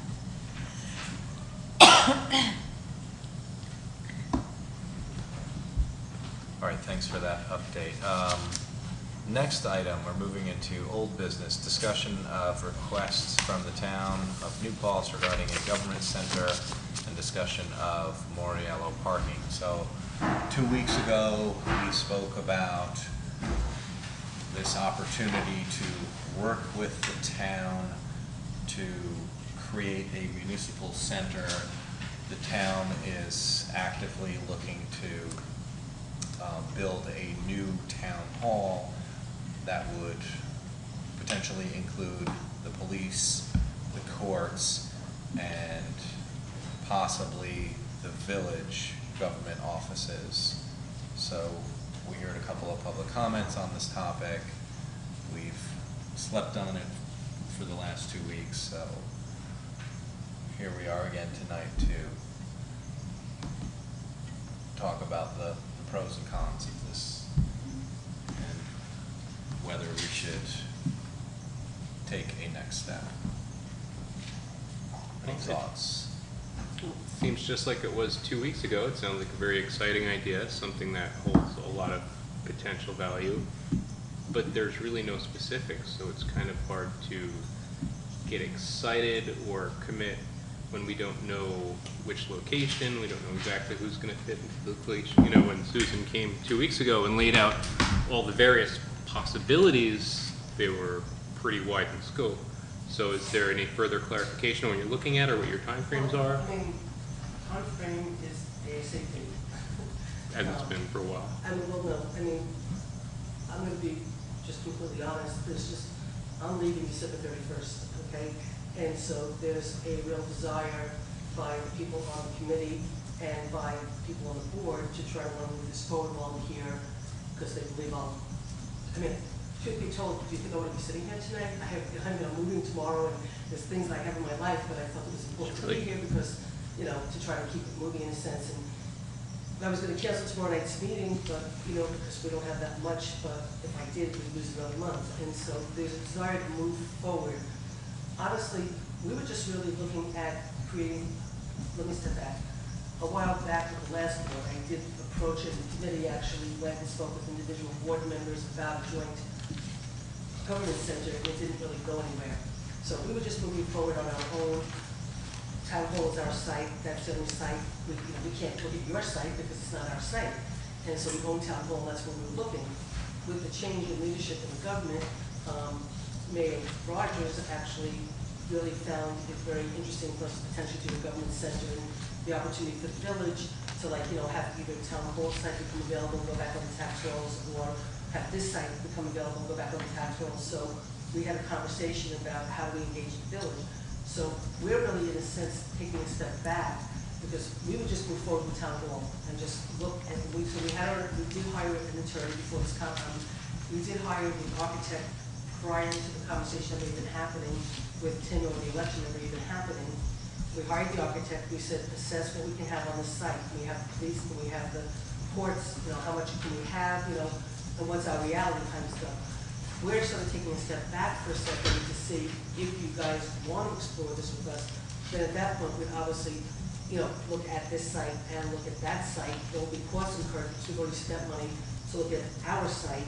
If you want to look at this site too, and we're going into it together, then all of a sudden now we have to retain the architect, sort of say, okay, you know, now let's look at this site and then see if this site works. Then we have to together as two boards decide, you know, which site's sort of better and how do we move forward. So there's not really much more to share with you other than the fact that we're moving forward. We're not going to stop, except if there is an interest from this board to join us, then we've got to, that's when we sit down and start to say, okay, what are our next steps and how do we move forward? You know, do we hire the architect to say, no, we want to assess this site, and then how do we split the cost to the assessment of this site, and then how do we move forward, understanding all the problems that will be in the way and all the benefits, you know, and then go forward. But we're just sort of taking a step back for a second to see if you're interested. You know, but we're not going to really slow down because we can't afford to, in a sense. You know, I haven't even sort of thought the way if you guys weren't really all that interested just yet. You know, when we move forward, could we build our building and have extra space built into the building, you know, in order someday, one day you decide you want to sort of move into there or something, you know, like Jerry said, you want to be forward thinking, you don't want to sort of close down options and hurt the community as a whole, you know, so you sort of want to build for the future. So it's really just a matter of trying to really get a sense of you guys. I would say, honestly, from your perspective, it's really, do you think this is a good idea? Do you think it's really worth pursuing? Are you really serious about wanting to pursue it with us so we're not wasting our time? And if that's what you want to do, then we do the next steps of what it means for us to pursue this together. So it's not like there's really more to share. You know, we're doing our due diligence. We're pretty far ahead, but we would step back and sort of say, you know, And there's a lot of mixed feelings in this sense too, because on one hand, it's obviously easier for the town to just work on its own and just do what we have to do and move forward, we use our site, try to figure out how to make it work, and it's much easier for us. But I truly believe, like I know the mayor believes, it's the right thing for the community, you know, and that doing one center together for all of us, so, you know, the planning boards are together, the building departments are together, the assessors, you know, right there for the two, for the two, building departments and stuff. People don't come up to us to pay a parking ticket, and then we have to send them back down here, you know. People come up to get handicap things, we have to send them back here. People come here, you gotta send them to us.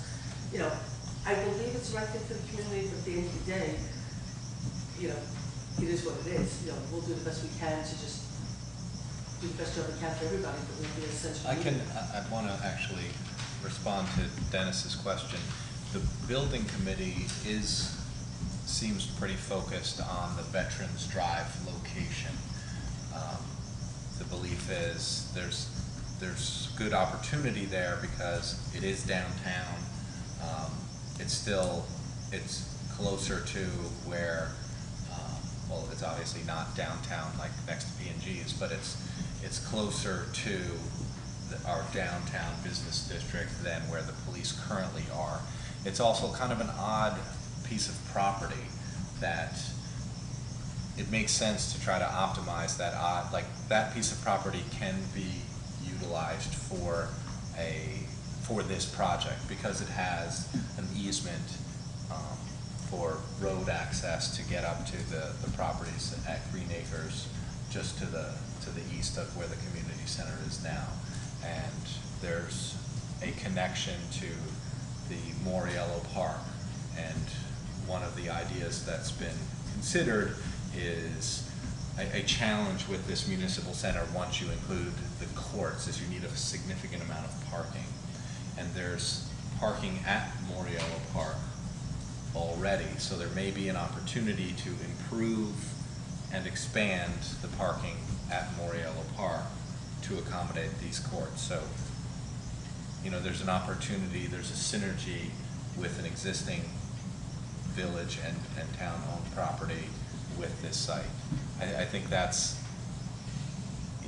there's no one reason to consider this project. I think there are several good reasons to look closely at it. But Tom, you were gonna, so just to answer your question, there is a site that is, as Susan alluded to, if the village is not on board, the town is moving forward with the Veterans Drive location.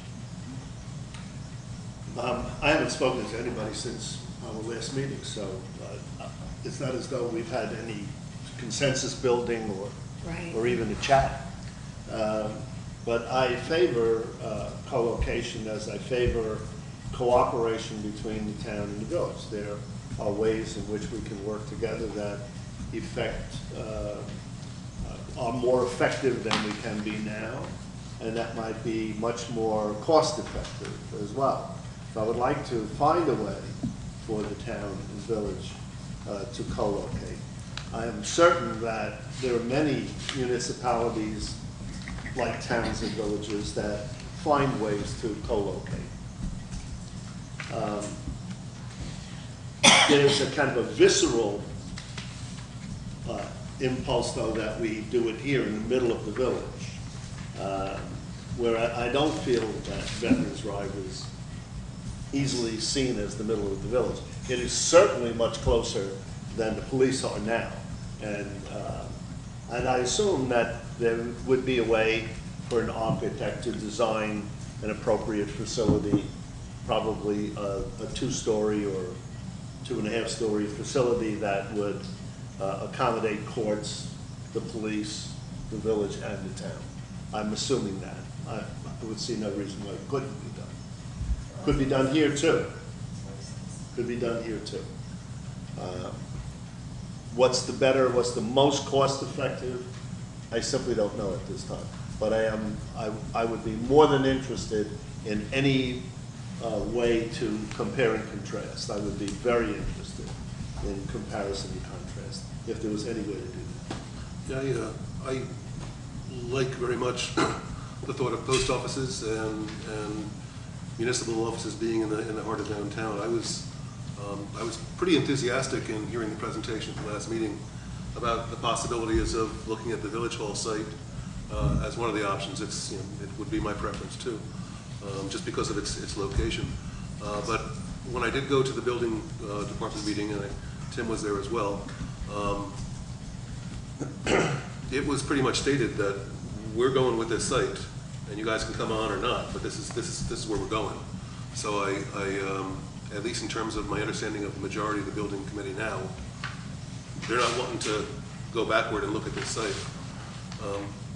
What I suggested last meeting is that, at least for the purposes of this discussion, and maybe the next one, we talk about this not in terms of what's already been done and the proposals from the town, but what are our priorities as a village? You know, earlier in this meeting, we did a wonderful thing with the Millbrook Preserve. It was called the Mohawk Preserve. With the acquisition of that land. That's going to take bonding. That's going to take some work and study. We have a big project ahead of us in terms of bringing that to fruition. And what I was concerned about in the last meeting was that I have things I want to do. You have things you want to do. You have things you want to do. We have reasons that we're here. And to go right away, both feet into a building project, take some of those issues off the table, because these projects expand and tend to take a lot of one's time. I also received some documentation in terms of how, when I share this with the board, my copy is marked up a little bit wherever I had questions or concerns, and there were a lot of them. That there's a 19-point suggested agreement in terms of how things would work. And without going into the specifics, you all can read it if you haven't. I very much felt that the village was going to be an extra in the town's movie. You know, a lot of decisions have been made, and a lot of this is how it's going to be. And if I'm going to want to be a partner on a capital project, I'm going to want to be a partner on a capital project, and I'm going to want to be involved in writing these whatever points there are.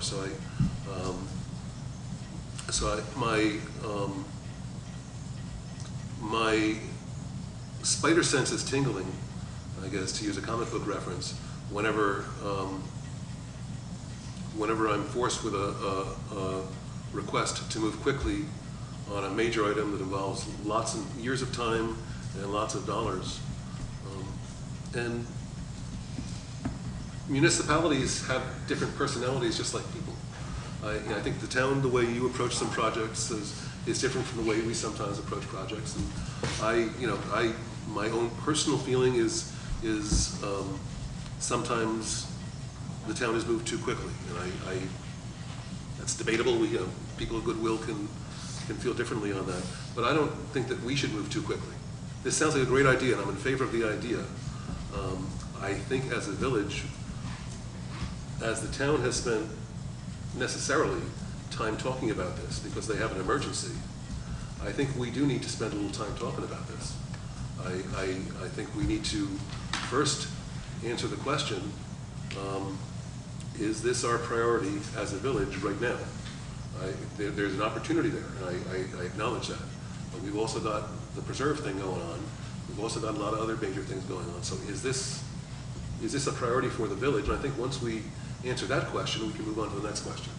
But I think until we answer that question, irrespective of specific plans, I meant to ask this ahead of time, I didn't. I saw some projections of a potential project. It's a projection of a potential, nothing of some work that might be done in the pit, what we call the pit back there. The property lines go into the village, takes over some parking lots, I think even some building, parts of the building. I don't know if it took out part of the DPW or part of Village Hall, but it certainly took out some of the parking lot. No, that proposed project is just the pit. Yeah, it's just It doesn't involve any The yellow village. line going around showing the property goes well into our parking lot back there. So maybe I misunderstood the lines, but the overview map with the yellow line around outlining where the property would fall, that line went into our parking lot. So I just, you know, I want to make sure some developer doesn't think we're getting out of this site before we've had the conversation.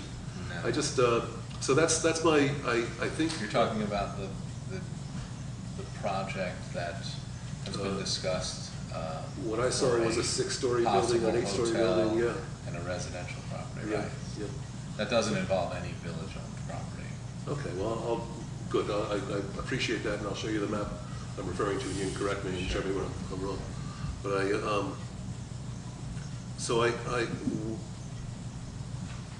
as I understand the situation, to solve the Moriello parking issue will require a special action of the legislature. Correct.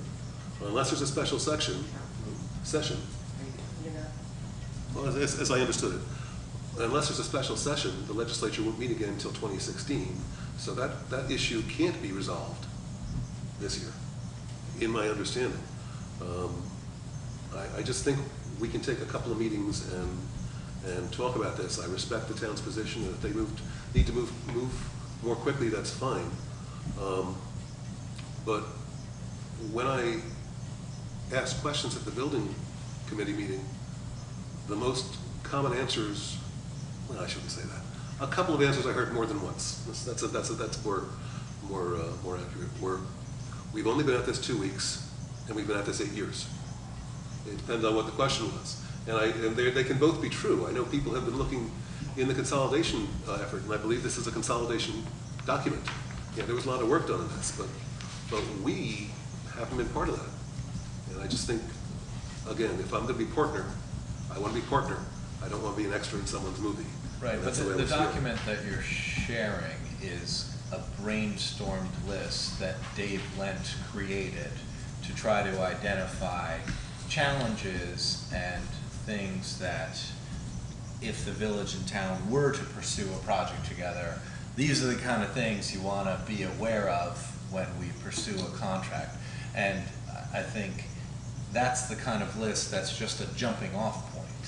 There will be numerous other issues that would have to be considered, you know, in any sort of business arrangement.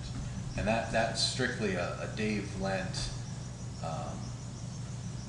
brainstormed production. That's not a building committee document. Are we allowed to say anything? I'm okay with that. Go ahead, Carol. No, go ahead, You're please. absolutely right, and the committee, the town people on the committee have never discussed that. Some of them didn't even have copies of it, so that was completely, and I saw David today, he's got 20 more items he's thought of. So that is no official document of any kind, we've never discussed it, and so at the meeting, some people didn't even have copies, right? And so that's no document of any kind. Those are absolutely right, it's David's ideas, some of which are, not all of them are wonderful, but those are issues that might come up. But they were never any policy of the town, or the town building committee, let alone the town board, they never seen the law. Yeah, I think the idea behind a list like that is you have an opportunity when there are folks like Dave Lent volunteering because he has a lot of historical knowledge about, you know, potential issues and how you confront them, and I think he was just preemptively trying to identify some of the hurdles. If I can just add to that, and Carol's 100% right. Let's go back again to the perspective that we've got certain people who are anxious to move forward. And so, you know, when all of a sudden bringing the village in, there was a concern by certain people about what happens now when the village comes in, how does it slow it down, and what kind of problems will there be, and all this.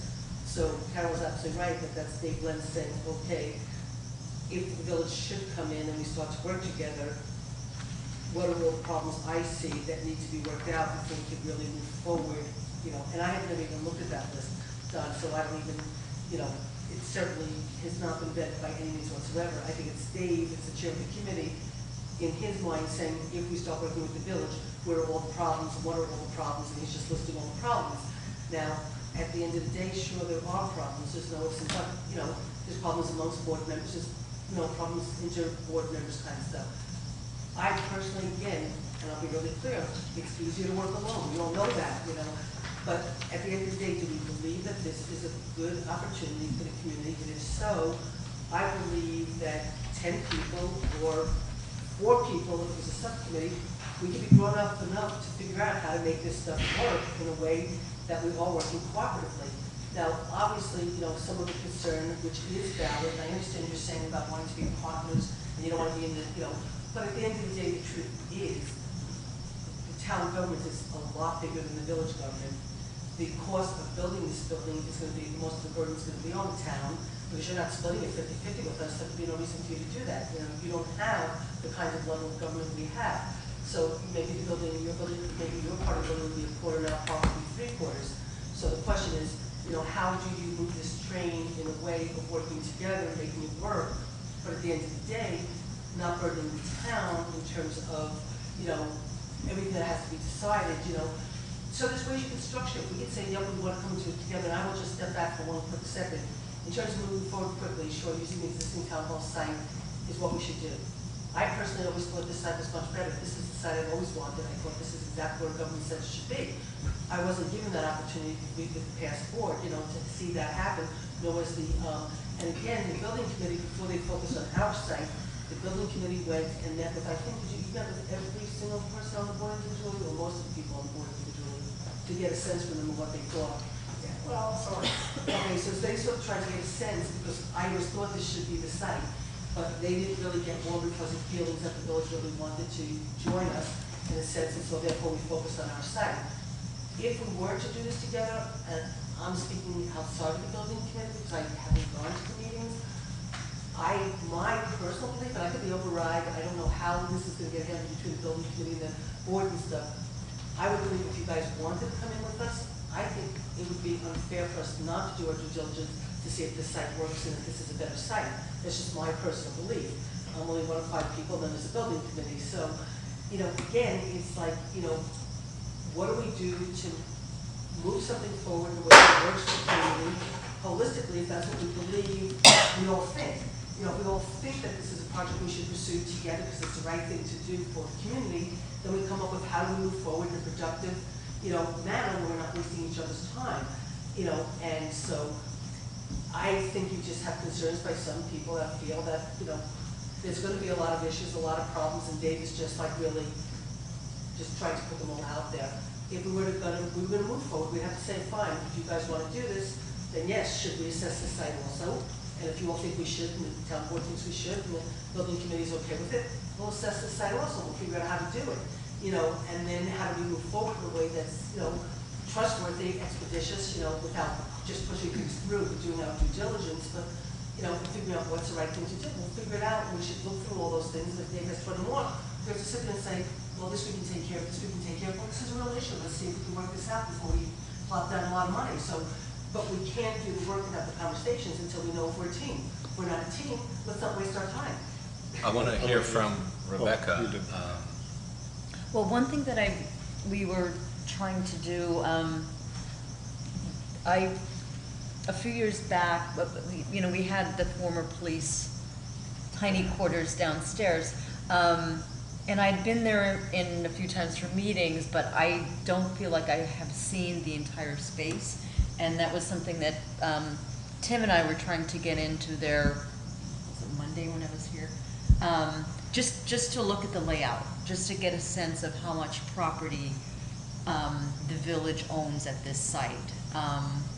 Because I don't know, it's like, there's been, different transitions and. Well, technically, right, the Justice Court and the Police Department, which has now been filled by the Justice Court. Right. Is the town's, and your portion of the building is up here and then downstairs where Nancy. Right, but I think all Rebecca was saying is it would be useful to just, for our board to have a thorough understanding of what currently exists here. Right. We can do Were that. you speaking just to where the police used to be, or were you referring to all? Pretty much all of it. That whole building, because yeah. it's a curious building where Right, it's not yeah, occupied. because we've got so many different entrances and, it's almost like a. But the irony is, in a sense, it's like we had town hall, we had half the village hall. Oh, I know, yeah, Tom, I do you know. want to say something? What I want to say is a question to you. You've had some discussions with the supervisor, and I don't know if you've attended at least one meeting with the. I've been to 2 building committee Two meetings, building Don's committee. been to 1. How do you think we could expeditiously and yet responsibly proceed? Do you think that 1 or 2 or 3 additional discussions, if you and Don, or you and Rebecca as the deputy mayor, or somebody, 2 of us want to meet intensively and then come back with a recommendation on how do we expeditiously Well, I think and yet responsibly I think proceed? we could do something along the lines of, I think the next steps, let's say we were committing to work with the town on this project. The next step would be to engage the architect, to come up with what a contract would look like, and if we sign off on that contract, the architect would come back to us with some cost estimates and some schematics. Honestly, I mean, first, from my perspective, it would be, the sense is, okay, I know, and I could be wrong, Don, okay, my sense is Don's basically saying, from his perspective, this is not his priority, and he's not really interested, I know, per se. I haven't heard, like, from Rebecca. I'm still describing But something. I just wanted to say, I think you're jumping ahead with the contract, because I would think, and maybe I'm wrong, but I would think you guys said, we really want to work with you on this, because we really think this is the right thing to do, and you want to explore this site, when you think of, to do our due diligence, we have to explore this site. I think the next step would really be for probably no more than 2,000, because that's what it cost us, and we figure out how we split it. We'd have him, the architect, do the same plan, same thing he did at Town Hall, where he looked at the site. That's where I was going with Yeah, this. okay, It's when like, you said contract, you got me a little no, scared. we're- Okay. right, we would still, it would still be a contract to engage the architect to explain to us what a project might look like at this location, what it might look like at Veterans Drive, and then give us a rough idea of how much each building would cost. So that's all I was referring to when I was talking about entering into a contract with the architect. So that is one thing we may consider, Yeah. instead of, it does seem like the building committee is headed in the direction of Veterans Drive, because the thinking is, and personally I think it is the correct thinking, in that it's an odd site. It probably has minimal value except to the municipalities. It works as a municipal center. Selling that property, I don't think you would get a fantastic offer for that property, where in comparison, if you were to sell this property, this is a jewel of a location. Yeah. And I feel like we do have a fiduciary responsibility, and that is part of our job, to look at how do we use our assets effectively. This would be, in the long term, a good outcome for taxpayers in the village. Reducing our operational expenses, reducing our ongoing infrastructure expenses in terms of maintaining a very old, completely inefficient building, which has terrible flow as far as productivity. We're all in different parts of the building. We have to walk outside to get to work with anyone else. In addition to the amount of money that we spend heating and cooling this dinosaur, I think there's significant opportunities to look at a new structure that would be significantly more efficient. And we own this property, and we have a parking need downtown, and we could consider selling this property with contingencies that address some of our downtown parking needs. Well, I think when I saw the agenda for the building committee for this coming Monday, you know, one of the three items is the village in or out. And I think an accurate summary of my position is not that I'm opposed to it. I don't see it as a priority. I think I said I like the concept. The concept of rushing and doing this quickly, frankly, scares the hell out of me. Very young and early in my career, a senior salesperson said, "The sale is not made at the end. You know, do you want this pair of shoes? Do you want this house? The sale is made at the beginning. It's how you set things up and what you do at the beginning." And I see so many things that have happened in this community that are rushed up front and lead to drama at the end. Now, I don't want drama. I really don't want drama. And so the aspect of this that concerns me is the speed. And I think we have seen a number of things over years in this community that were with good intention were rushed and pushed, and it doesn't work out well. So it's the speed. So my suggestion would be that we have one discussion that brings this board to the point of, is this something we want to talk about as a village board? So let's do that. Let's have that discussion. I mean, you've stated that you want to be thorough and have the discussion. So let's do that, or let's identify a time frame that we think we need. You know, and the next discussion would be, if we do decide we want to proceed, would be what site would we want to take a look at outside of the priorities of the town board, because again, you know, we are the village board and we want to work with them, but I think we need to figure out what our needs are. We're also town residents too, and we're town taxpayers. I understand. And then I think we would, if we decided we wanted to proceed and we decided on a site, then I think we would need to, you know, to go through these items, such as Dave Lent has identified, and how we're going to do it. I just think you need to build, if you're going to build, you need to build on a good foundation in terms of the procedure and the way the board's going to operate and the way the process is going to unfold. And I'm just not, experience tells me that rushing and trying to give people an answer in the next week or two, I just, you know, we haven't really. So what kind of time frame are you proposing? Well, I'm proposing three major decisions that need to be made, whatever time frame that takes. I think it would certainly take a couple meetings. What was the third one, Don? I was thinking of the site, what site do we look at and addressing the issue? Operationally, how would the boards work together, and how would begin knocking out the nuts and bolts of how that space would be operated. And I think there are 19 points that apparently came from Dave Lent or what have you, and there's a bunch of other lists around. But I think, you know, I hate to quote him at a municipal meeting, but it's such a good quote. John Lennon said, "How can I go forward when I don't know which way I'm facing?"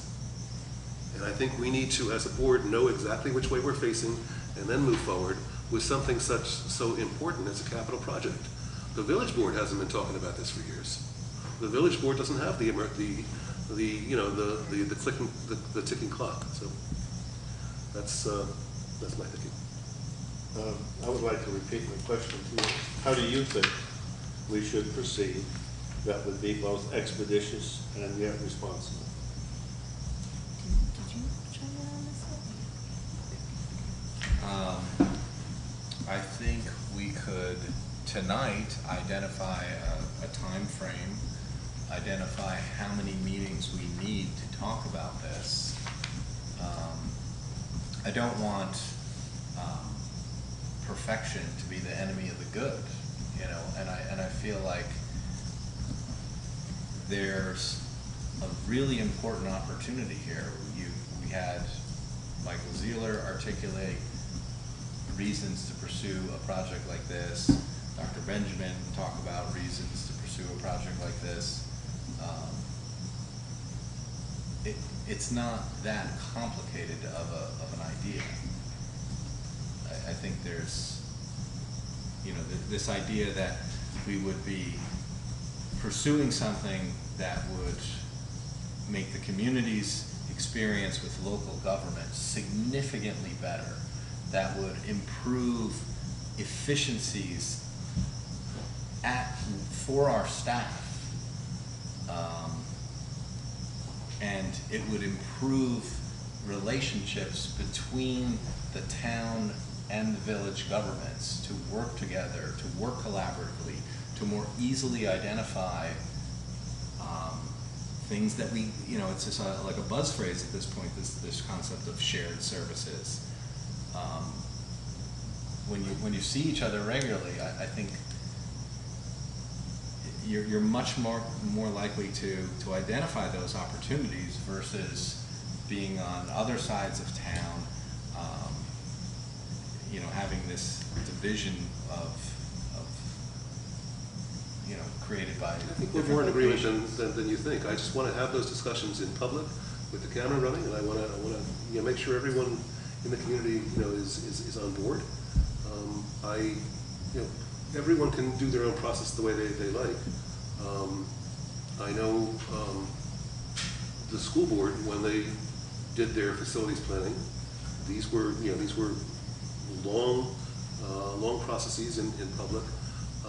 There's no requirement to do that, but the building committee doesn't have a camera. They don't. That's okay. The school capital project and master plan was an incredibly different project versus this, a much more complicated endeavor. We're building offices. This is pretty simple stuff. But that's irrelevant. The school educates 2,300 kids. That's not the point.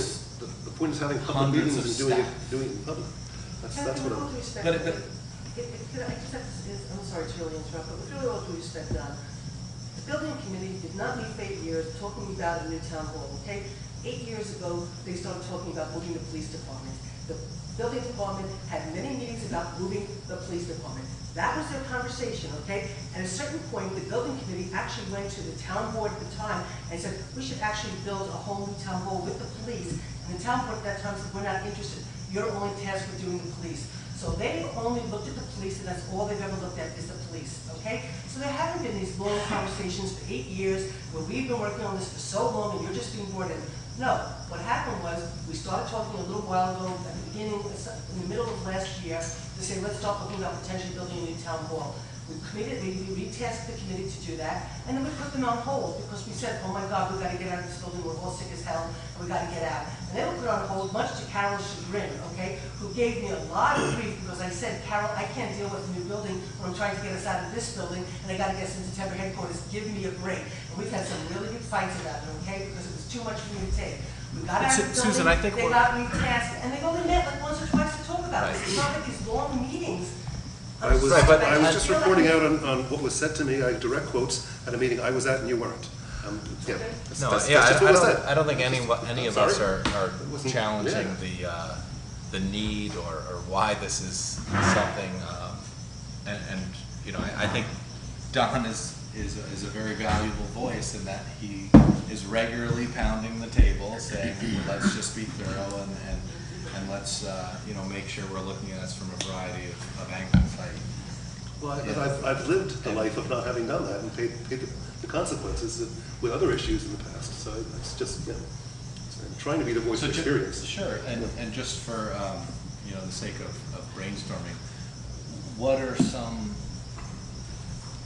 are some areas where you think this would hit like rocky terrain? Like what are some of the challenges that you think we should anticipate? I would just say, I don't want to answer that question too specifically. I would just say I have concerns about drama, and I'll leave it at that. Concerns about drama. I'm not ready yet to put it in the form of a motion, but I tell you that I'm inching towards putting in the form of a motion that the mayor and any one other person on this board have some intensive meetings with the supervisor and the building committee and to bring back to us some recommendations by the, we can't be, they can't be at the next meeting, Kevin. No, our next meeting is not until August 12th. And you're not gonna be here. And I will not be at that meeting. But Don and I are Right. now, are we members of the building committee? No. We were invited to the next, Well, we're not members, we're guests. So we were invited to the next meeting, which is Monday. Well, I want to take a step. I don't care what, you know, like, it doesn't have to be a definitive step. I want to take a step. I want to move from chatting or, you know, whatever we're doing, to a way of discussing alternatives, options, choices, directions, something that gets us off the dime. What do you guys think about the, Marty, you wanted to comment? As a building committee member, not a guest. No, you're still a guest. You're a guest, yes. Is that right?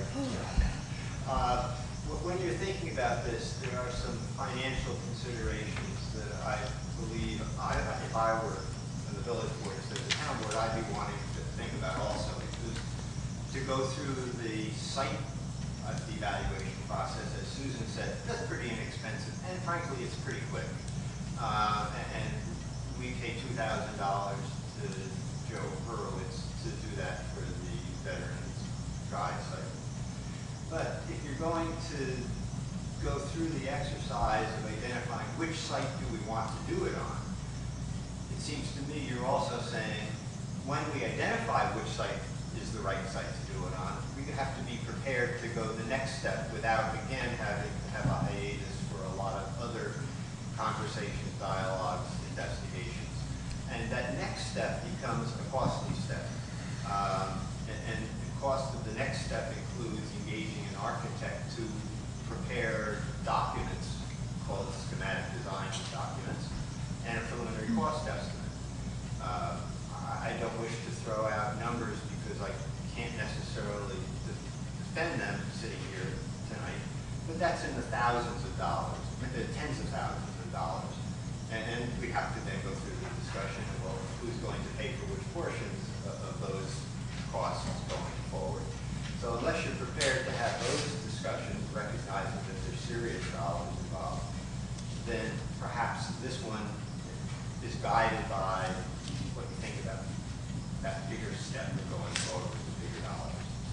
If you're not ready to commit to those, then... My sense of our board is that we're obviously not willing to spend tens of thousands of dollars or be part of an effort spending tens of thousands of dollars to pay for preliminary cost estimates for a building or to create schematics. But it seems like we would be, so if we take the existing preliminary design work that the architect has done, we may be interested in asking that architect or paying that architect to do a similar amount of preliminary design work for this site as a municipal center. But let me just get a sense from this board before you chime in, Carol. I just want to, that's my question, is that?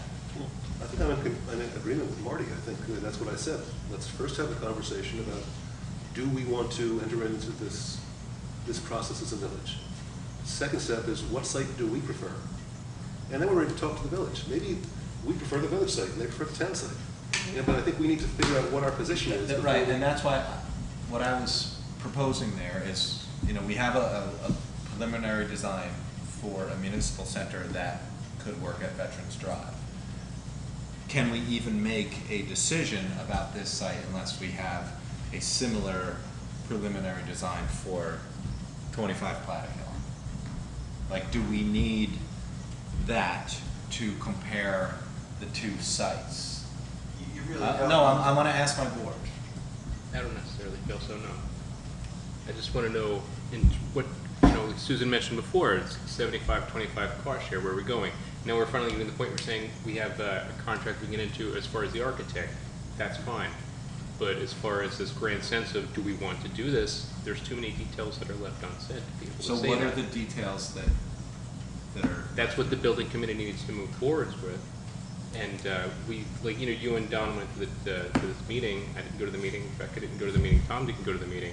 So I'm not really feeling a lot of information coming back from you guys as far as what you got from that meeting. So what type of information do you have regarding the meeting? Well, I think we've been discussing it here tonight. I mean, because it seems like it's the same conversation that we had 2 weeks ago, really. I don't feel like there's any new information. You know, Rebecca wants to go and explore the property to get a better idea of what we have. I'd like to do that too. Explore which property? Okay. Veterans Drive. Explore this property. Yeah, I mean. Can we do that in the next 2 weeks and then come back and discuss it in 2 weeks? I think that's fair. That would be great, yeah. And we're putting a time frame on But it. what would we be trying to achieve by exploring this property? To renovate these existing buildings? It's like Don says, we have to explore what our goals are. The building committee has their own goals. I'm very intrigued and excited about the possibility of saving tax money and consolidating our buildings into something that's more efficient, both in dollars and fossil fuels. So, or hopefully not fossil fuels. Right. But you get what I'm saying. You know, is what are the goals of this building that would be built on Veterans Drive? We don't know. We have very little information coming to us. I don't know. The goals. Do you want a zero net energy?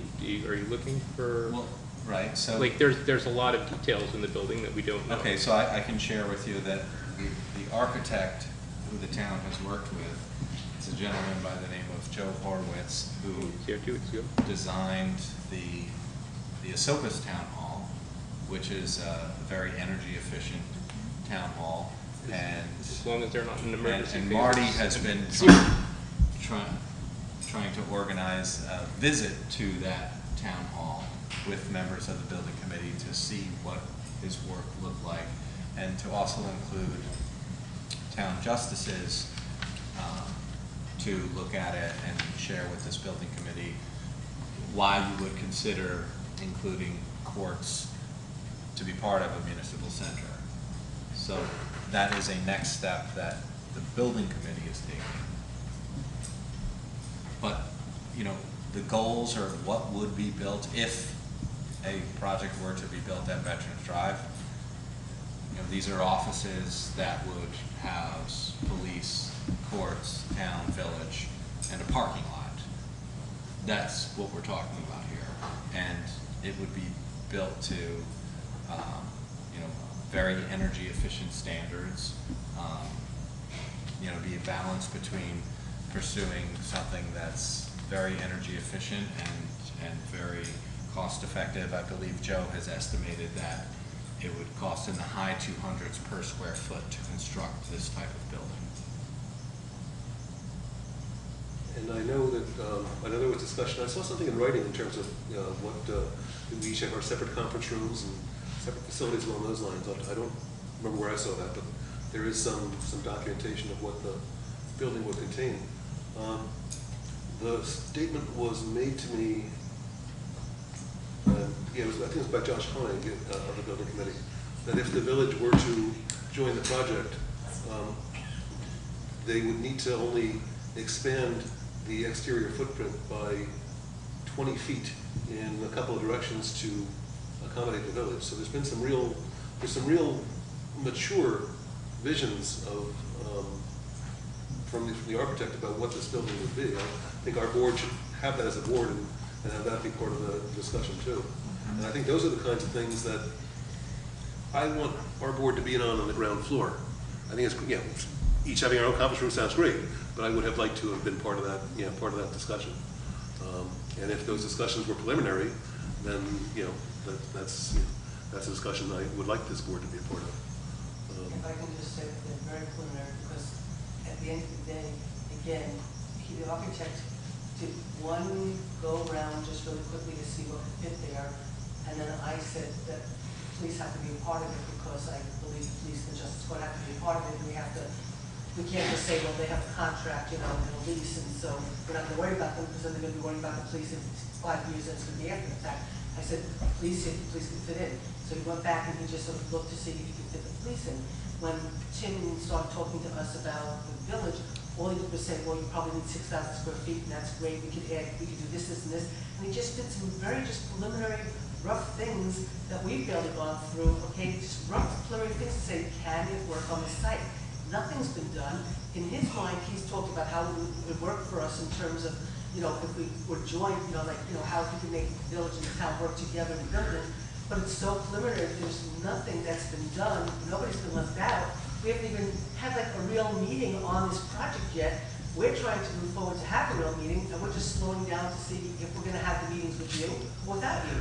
And so if we know that you guys want to be a part of this, then the meetings will start happening from this moment on, going forward as we develop this building together, you know, and we'll figure it out. You know, of course, we have to work through the details of the problems that can stand in the way of getting this done, you know, but again, you know, please don't think that all this work has been done and that we're so far down the road. And you know, I mean, I can even tell you what Joe's design looks like. He brought it to our meeting at the last meeting, and we got them talking for 2 hours about water.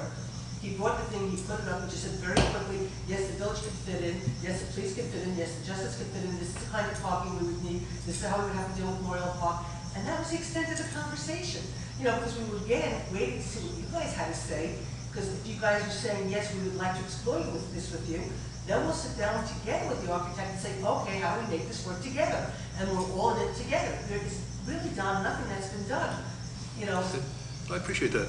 You do understand the impression that I got when, you know, if the village wishes to schedule an official meeting in a town meeting room, the town clerk should be contacted. The village will be charged a minimum amount of $10 adjusted every 5 years, the consumer index. So when I read that, It's a good checklist, Don, for if we come together, when we have to negotiate an IMA, it's a good checklist of things to make sure we don't forget to think about when doing that. But it's not something that you're going to know the answers to all of those before you get started. And why would you want to know the answer to well, that? I'm just trying to explain my reaction in looking at this and not knowing these were talking points or just some individual's thoughts. This looks pretty, you know, pretty darn detailed, and I thought That's prescriptive. Dave Lind, because he's been involved in as an elected official in this community for a long time. He has experience. He's just trying to identify potential things you'd be mindful of.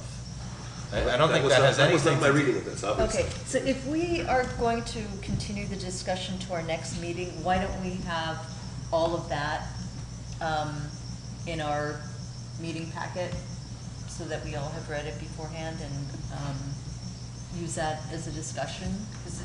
Because it's not. It has nothing to do with this project. You know, how we share a shared meeting room has nothing to do with this project. Tim?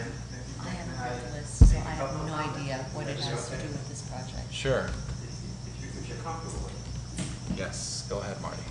Dennis was asking some things about costs, for example.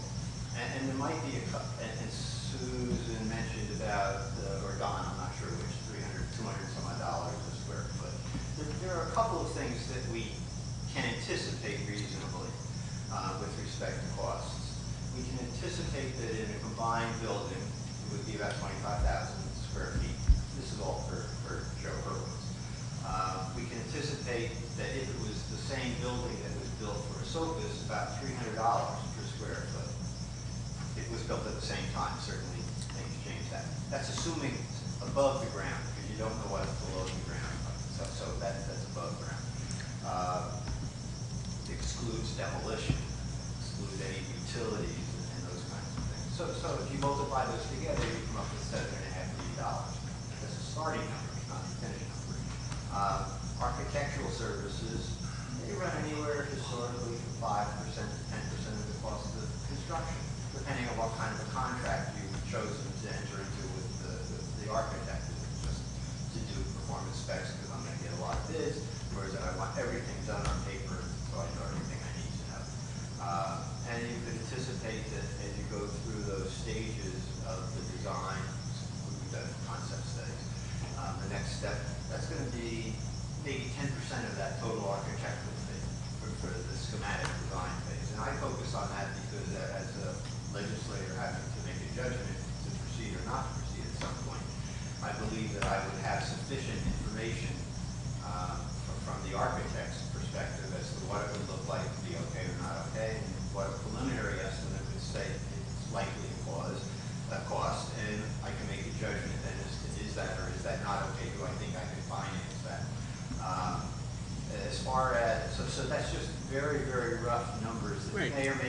helpful to you in your thinking.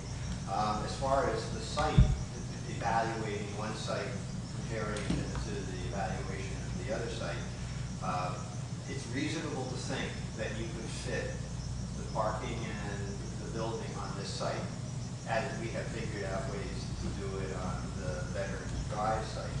That doesn't tell us what it looks like, doesn't tell us necessarily where it's going to end up being. It just says this site is sufficient to accommodate the parking and building needs.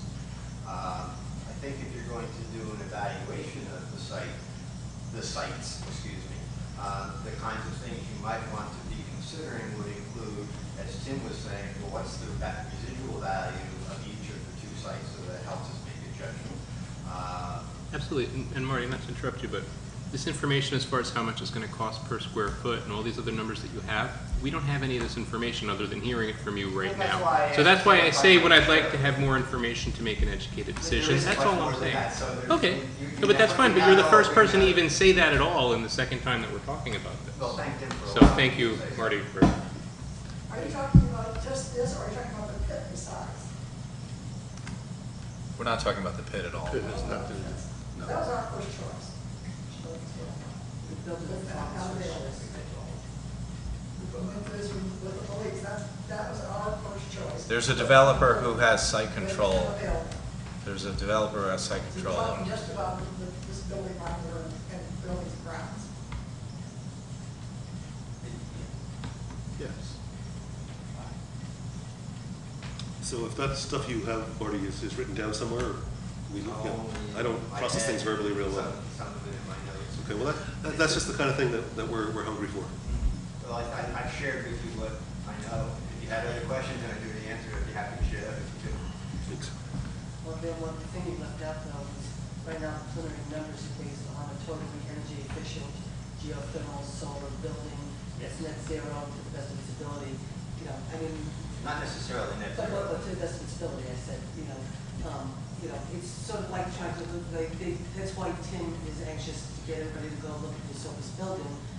They have supposedly, I have not seen that, I have been in part of the building, I've never gotten a whole tour, but everybody who's had a tour of that building is really impressed with the Sopus Town Hall. So it's like, you know, it's sort of like a similar model of how do we do an energy efficient town hall, you know, that works, you know, and with or without the village.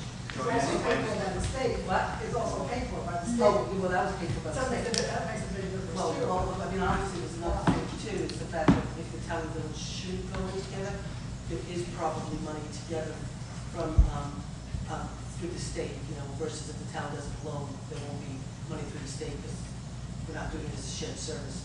They do give money to buildings when, you know, it's two municipalities working together. And we're going to look at the East Opus building Wednesday morning at 8 o'clock. We just figured that out this afternoon. And anybody among you that wishes to join us, personally, if you're going to get invested in this, I encourage you to join us. Can't do it then and you want to do it, we'll do our best to try to arrange another time. They also had a clerk of the works, which I'm sure cost them, but the state paid for it. But they had, when we went through the building, 6 weeks ago, the guy who sort of ran it, with us, not the architect. And that guy was in it from day one, and the supervisor, who has now died since the building, was telling us how absolutely essential that was to getting your money's worth of having it done. And that would be bad as a cost also. The rest that we could do, that was the best way to do it. After the article. Okay, so I'm open to suggestions for next steps. Let's schedule a discussion next meeting for village priorities with regard to future space needs. On August 12th. Well, if you want to be a part of it, we could do it in the second meeting in August. Just think that should be the next discussion we have.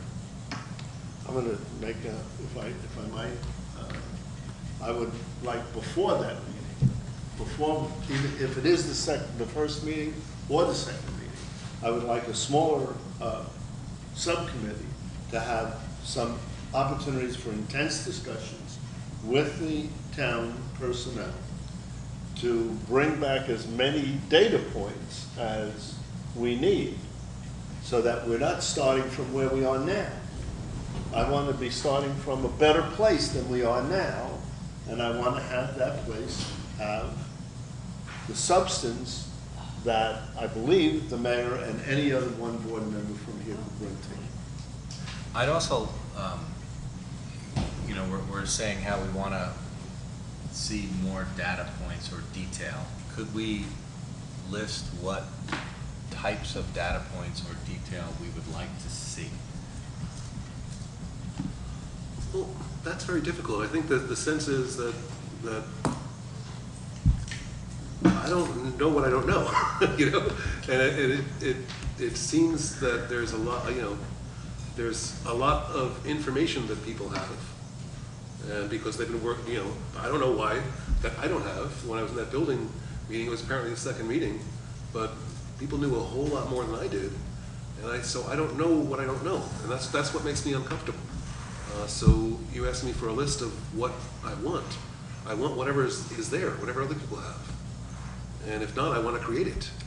So I'm not trying to be difficult. I don't know what I don't know, so I don't know what to ask you for. So do you have materials from the architect that you'd be able to share? Is there anything that's moved along that far? He must have written something. There's drawings. It was on the front page of the newspaper. Today? No, last week. Oh, yeah, that's in my bag. That's all there is. That's about It's like, what there is. no, that's good. That's all I need. All Can there we is get that is back? a That's good to know. drawing that shows, that's in the paper. Okay. That I shows. think we could get a bigger If we room. were to build a building on the town hall That, site. perfect. That's all I wanted to hear. Okay, I'll look at it. I have the paper at home. I think they actually dropped something off yesterday, and they asked our deputy clerk to scan it for us, but it's the same. The copy that we have, we would have had to take to PDQ for scanning. We asked the architect to produce it, to provide us with a PDF to share with our board. We have not received the PDF from. Okay, that's good. So off the top of my head, how many parking spaces is the village said to need, and how does that compare to what we have here? They estimated 200 spaces for all 4 entities. Well, that's the sort of thing I'd like to see. Right. Someone So wrote that that's- down somewhere. I'd like to see some If information. that's in the paper, that's I great. thought we discussed that at the. Katie, I may have a PDF I want to see of that.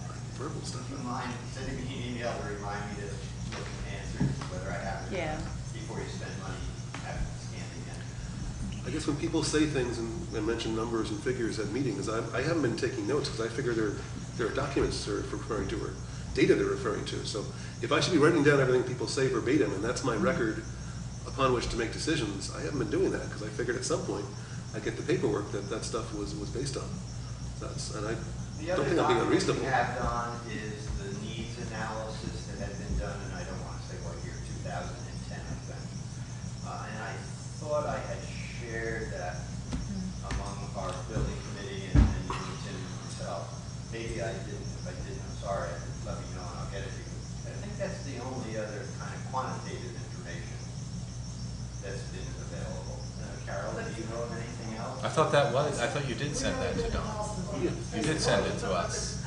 We have that. Yeah, you have that already. I circulated. I'm gonna have to leave it, but I just really want to be really clear, okay? Don, I don't have any more information than you have right now also. Okay? I have nothing. I have nothing written down. I have nothing. All I know is we hired somebody for $2,000 to say, can we build something on the site? Okay? And he's come back and said, yes, we can build something on the site. Okay? That's all I know. We have never gotten to the point of having a conversation. Okay? They've been having conversations. Okay, if we do this, we try to do it similar to a service, what sort of the going cost or whatever, to just get a sense. But we've never gotten further than being told we can work on the site. We've done nothing more. We've never even sat down to say, what would it look on the site? How would we figure it out on the site? What would it look like on the site? How would we make it work on the site? What's the interior? We haven't even got that far. All we asked was, could we use the site? Could we make it work? The architect has come back and said, yes, you can. That's as far as we've gotten. I have nothing in writing except for the fact that there's a sketch hanging up in Carol's office that was on the front page of the paper last week. That's it. You know nothing more than I know. You are not left out of the loop. There is nothing to share, other than the fact that we can work on that site if we want to work on that site, and here's a schematic of what we could potentially do. And they've been sort of just talking about, like, what kind of costs are we talking about, and like, let's just get a roundabout idea. They haven't even come to us yet. We've never even, as a town board, other than authorizing 2,000 to say, does this site work? That's as far as we've got. We've never had one other conversation about how to move forward, because Tim and I started talking about, should we be doing this together or not? And we haven't got beyond the point, are we doing this together or not? Okay, and that's as far as we've gotten. But to All right, get from so that let's- point, to get to a finalized project, like you say, by the end of the year, We haven't even, no, we're not gonna get to a finalized project in a year. well, whatever your goal was stated at the beginning of the meeting. What everybody's hoping to do is that we can agree one of two things. There's two courses to take. We're gonna move forward with trying to see if we can create a site on, a building at Town Hall, okay? And then how can we move forward so we can potentially, we keep it moving so we can say, yes, we can build something, this is potentially what it's gonna look like, okay, let's get to work. And then maybe before I leave office, they have a schematic that says, yes, here's a town hall, this is what's gonna look like, and then the new board can choose, we're gonna bond the money and go build it, okay? Whatever. If for some reason you guys say, this is an opportunity, we should be exploring this together, then we would sit down and we would say, fine, we're exploring it together. Are we just working with one site, or you, and the funny thing is, Tim is more interested in the town hall site. I'm more interested in this site, which is the irony, okay? So to say the town board wants that site, and you might want this site, no. I think it's mixed and matched. I think we all have different perspectives of what we think and what we want. From Tim's perspective, he's thinking, I've got a valuable piece of property right here that I could maximize, and I could just go into the town hall site and have that as the anchor for the B3 kind of stuff. And from his perspective, that's the right thing to do for the village, okay? From my perspective, I just think this is a perfect site for a government center, okay? But at the end of the day, whatever works, it doesn't matter, okay? So again, it's like, if we think this is an opportunity for us to explore together, then we should say, yes, we want to explore together, and then sit down and say, okay, what are our next steps? We want to explore together, yes. Okay, next step, we as a village board want to explore this site too. We're willing to put some money forward, let's explore this site too. Then let's decide how we move together and figure out how we build a building together. We either want to go down that road or we don't. Don, were you These other gonna? details will be worked out together or separately. You had another comment? Okay. Well, I want to confirm, I would like to explore it together. If that's what we're talking about, we're not talking about building anything, we're not talking about having a vote of the village board to build something at this point, we're talking about exploring something. We're exploring it now. Yeah, I would explore it further. So I would say, yes, I want to explore it together. Anything else, Dennis? So what do you guys want to do? I want to explore it together. What does that mean? It means what I said before. Have a preliminary meeting with at least 2 people. I'm going to commit myself. I'll go to Esopus, look at their place with these other guys, and come back and I'll tell anybody who doesn't go to Esopus what we find.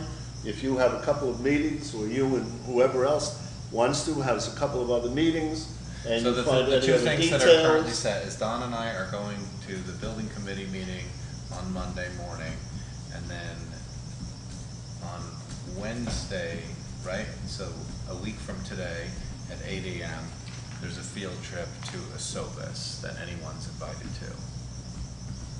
So those are 2 items on our calendars. Does that count as exploring it together? Because Yeah. I'm prepared to explore Well, it. I won't be able to make that Wednesday meeting, but I would love to get out there at some point, so if we. Okay, and then do we want to Make it easy. I would like to have Do another time if we Okay, can. yeah.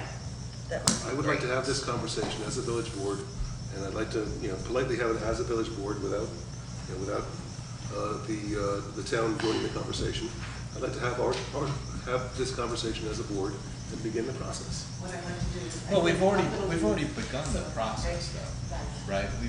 We began the process last week. We're continuing with the process, so.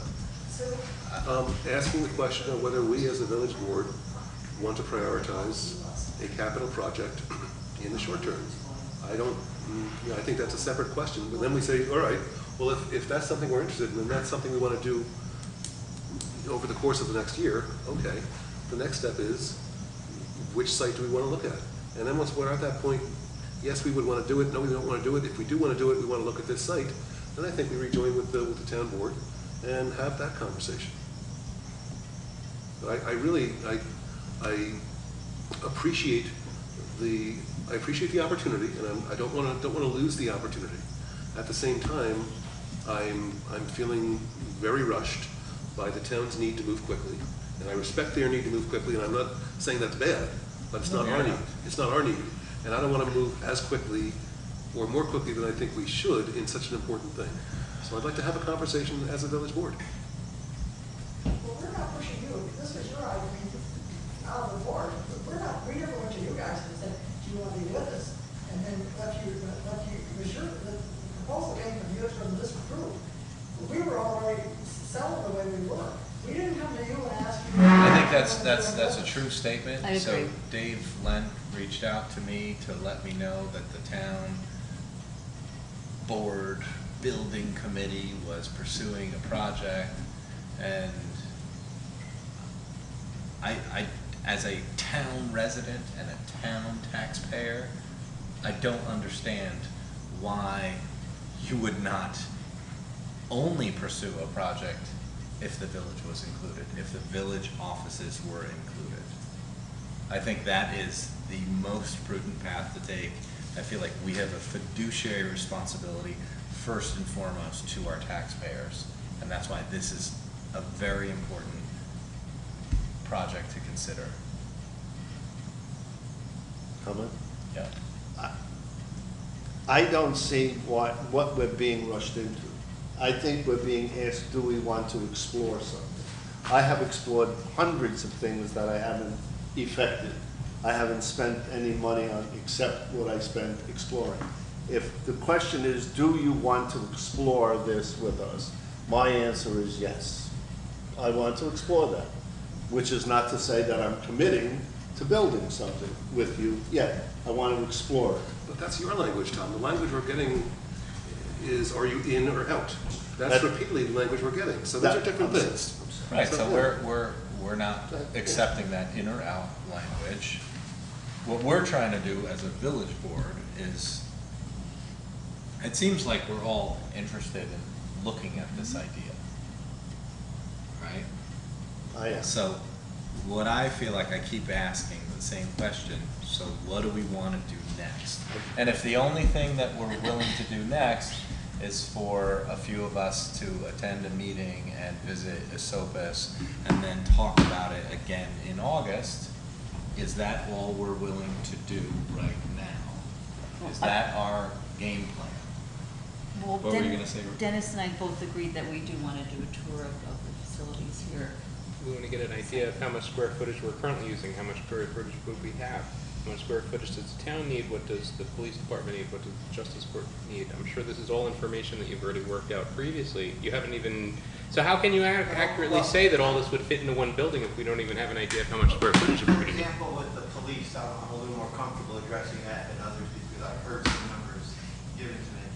But when the police were in this building, you're going to correct me if I say it wrong, I hope.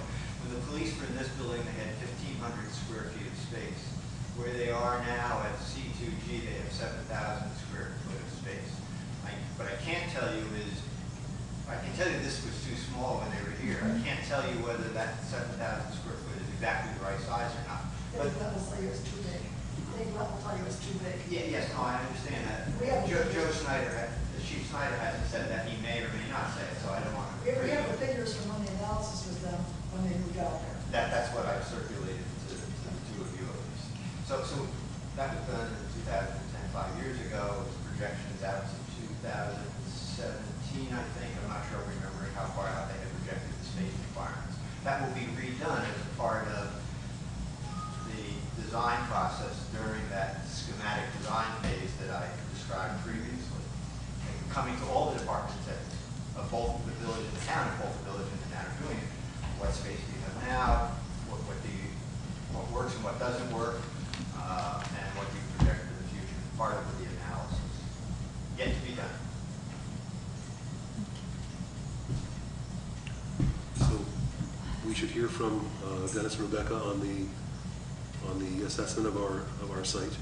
And I just, we've had two conversations, but we've had two conversations where there have been very strong advocates for a course of action or taking a course of action, interjecting themselves, and rightfully so. I'm not saying that shouldn't happen, but I would like to have a conversation amongst ourselves.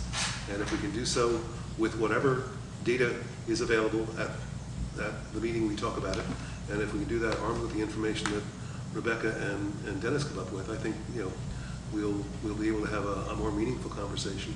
And then we can go back to the town board. I'm challenged in trying, in being told I have to make a quick decision, and having advocates, part of the discussion. I just would like to discuss it as ourselves. Okay, so we have a game plan. So moving on to the next item, discussion of welcome gesture for new business. This was tabled 2 weeks ago. No, it's being tabled again. Tabled again, okay. May I say, what do you want to say, what we... Yeah, is there a reason to table it, rather than just addressing it and getting it off of our agenda? Well, what we came for the up with future? was that we don't have a package. Well, basically, Tom research produced that there's 27 spots available for lease and 20 are already taken.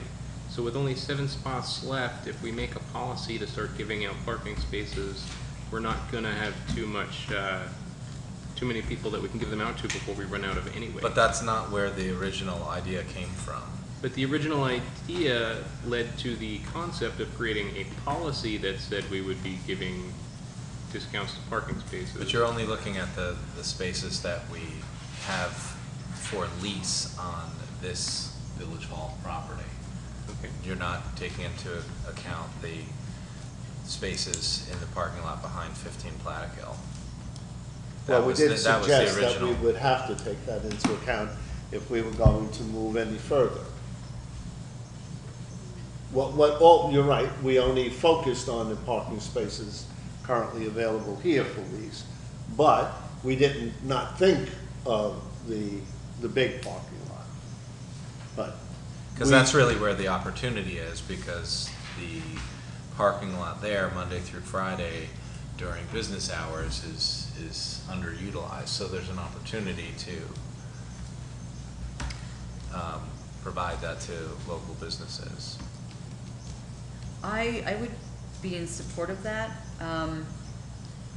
My only hesitation would be charging one business a different rate than another, especially since there are so many businesses downtown who have expressed issues with parking, and opening up more of that lot, or just opening up that lot to the current policy, I think could make a big difference for everyone, because it would be closer to a lot of the businesses that have multiple employees, where they actually, the way that we have it up here, one business rents a space, anyone who's an owner or employee of that business is able to use the space. And I think if we extended that in the back end of that lot, that would be good.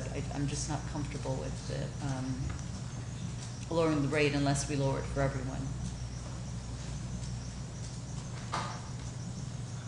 So we want to make sure that we're charging anyone who's using the Village Hall site as well as the site behind 15 Plattekill, including any new businesses. We should be charging them whatever the cost to park there is. Right. And, we could also consider lowering the rates in general, but have it be all available rates plus any new ones that we open up.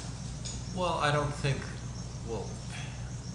we're not netting revenue by leasing parking spaces. Oh, I know. So I don't know that lowering how much we're charging for parking has anything to do with this discussion. This discussion was about a welcome gesture for a new business. I don't think we're trying to lower the cost to park in the village. But if you've done the investigation and you feel like there's really nothing that we're willing to No, I would be offer willing. to encourage new businesses, then I would be willing to offer businesses a 50, we had a formula worked out. So for any business bringing in up to 20 new persons, for every 4 persons, we would offer them one of these lower rate spaces up to a total of 5 spaces. Is that correct? I think that's what it was. So I think that's what it was. So it's not that we didn't, what we felt was restricted by our thinking about this little lot out here rather than the big lot over there. So, but we recognized that we were restricted, or restricting ourselves. If we can take account of the big lot over there, then this is perhaps a proposal that we would be willing to make. A welcome, remember what we're talking about, this is a welcome gesture. We're not talking about something that's going to either, make their budget or, break Yeah, the bank that's fine. for it. We're talking about a welcome gesture. right, and So- my thinking initially was that it was for a finite amount of time. It really was not a material amount of revenue for the village. It wasn't really We thought it was for 1 material year. relief. Right, it wasn't a material relief for the new business. It was just kind of a welcome gesture. But Exactly. it seems like the challenge that we're running into is it then fair to the existing businesses? So that's the concern and the problem, and why it seems like you're leaning in the direction of not creating a policy. Well, I do like the idea of having that policy, because then it can also be applied toward existing businesses. Which policy is that?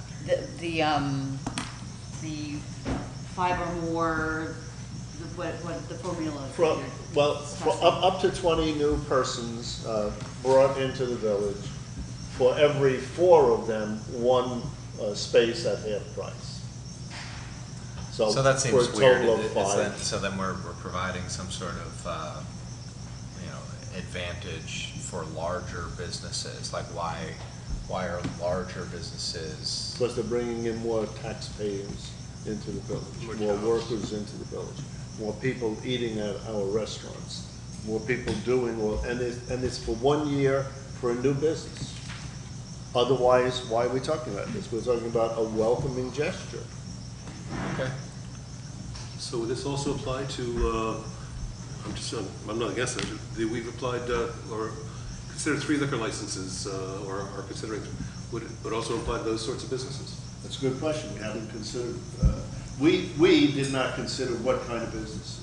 Yeah, so- We only considered a welcoming gesture for new businesses, whatever those kind of businesses would be. 'Cause I just think we need to be, consistent. Well, we would need to figure out all of the rest of the details. If we're gonna make this a policy, then it needs to be a policy that we uniformly and fairly enact for the village.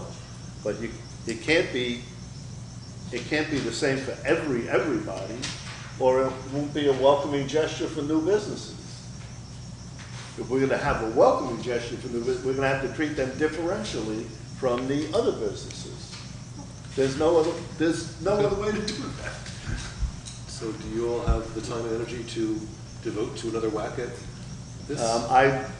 If you want to commission me and Dennis, so I don't want to do it alone, then I'm willing to work with Dennis to come up with some other suggestions about how to make this into a workable policy. But we also would need, therefore, I think, to be able to consult with our attorney to do that. Okay, Yeah, so and actually, sorry, I walked through the parking lot a couple of times in the past week, and there is a lot of empty space in the back during the day, the larger parking lot, Platica lot. okay, so we want to table that until the next meeting, and you guys will report back. Well, I don't even know if we need to table it. We've had a discussion, and we're committing to. Right, we're not. I'm sorry, totally wrong word. So We'll just defer any action, right? Yeah. yes, So, and you'll report back at the next meeting. yeah, work with. So next topic, discussion of village code regarding large trucks on side streets. Any discussion? Large trucks on side streets bad. Bad. Right, and we have local code that identifies specific streets where trucks over a certain size are prohibited. Our planner, David Gilmore, is taking a look at all of the streets to see what is included in the current code and what streets might need to be added to. And then additionally, it seems like Prospect have and some- John Street are your initial, and then it turns out that it's over here as well, so. I didn't understand what you said. Prospect and John Streets was where it initially originated from, but then there's been issues on this side of Main Street as well. Are trucks allowed on Prospect and John? They are, and that's the problem Are, with the okay. current code. Right, so. But it's funny because they are allowed onto Prospect, but there's no legal turn that they can make from Prospect or John, because then they get boxed in at that point. So once they start going down, you know, if they're caught in the act of turning onto Henry W, then they're Because caught. they're not allowed on Henry W. But for some reason, Prospect was omitted from the code. Maybe it has something to do with the bus station back in the day. I don't know. But So I we can't get that imagine why list of John streets. Street would be omitted for that reason, though. So that's So when we get that list of streets, we can. right. Yeah. Right, so David's working on that. Can we put that on our comeback list to make sure that we're following up with Yes. David on that? Next item, discussion of board operations, the 2 meeting rule. So Don and Tom worked on some language. Yeah, I liked his version better. I sent it to you. Mhm. Did we distribute it? I believe it was in our packet, or am I making that up? I read it, but I don't remember where I read it. I've got, No. The 20. Yeah, I definitely read the email thread that we shared. So why don't we, for the sake of moving on, just make sure that that language is included in the packet for the next meeting. Okay. Next item is a discussion of a position statement. And the thinking was we would, I believe at our meeting 2 weeks ago, our village board agreed we wanted to compose a letter commenting on the CVS project, and our board was in favor of composing such a letter. I don't remember if we mentioned it at that meeting 2 weeks ago, but I thought it would be an interesting idea to co-author that letter with the Huguenot, the historic Huguenot Street folks, just for the sake of an additional voice, Sure. village and Huguenot Street, because Huguenot Street Society is such an important part of our community, and the president of HHS was very supportive of this idea. So you have a draft of that letter.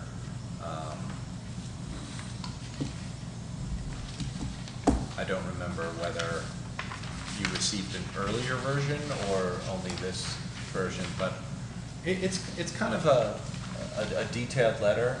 I would actually be in favor of folks taking a closer look and responding with some suggestions or edits, and then we can talk about it at the next meeting.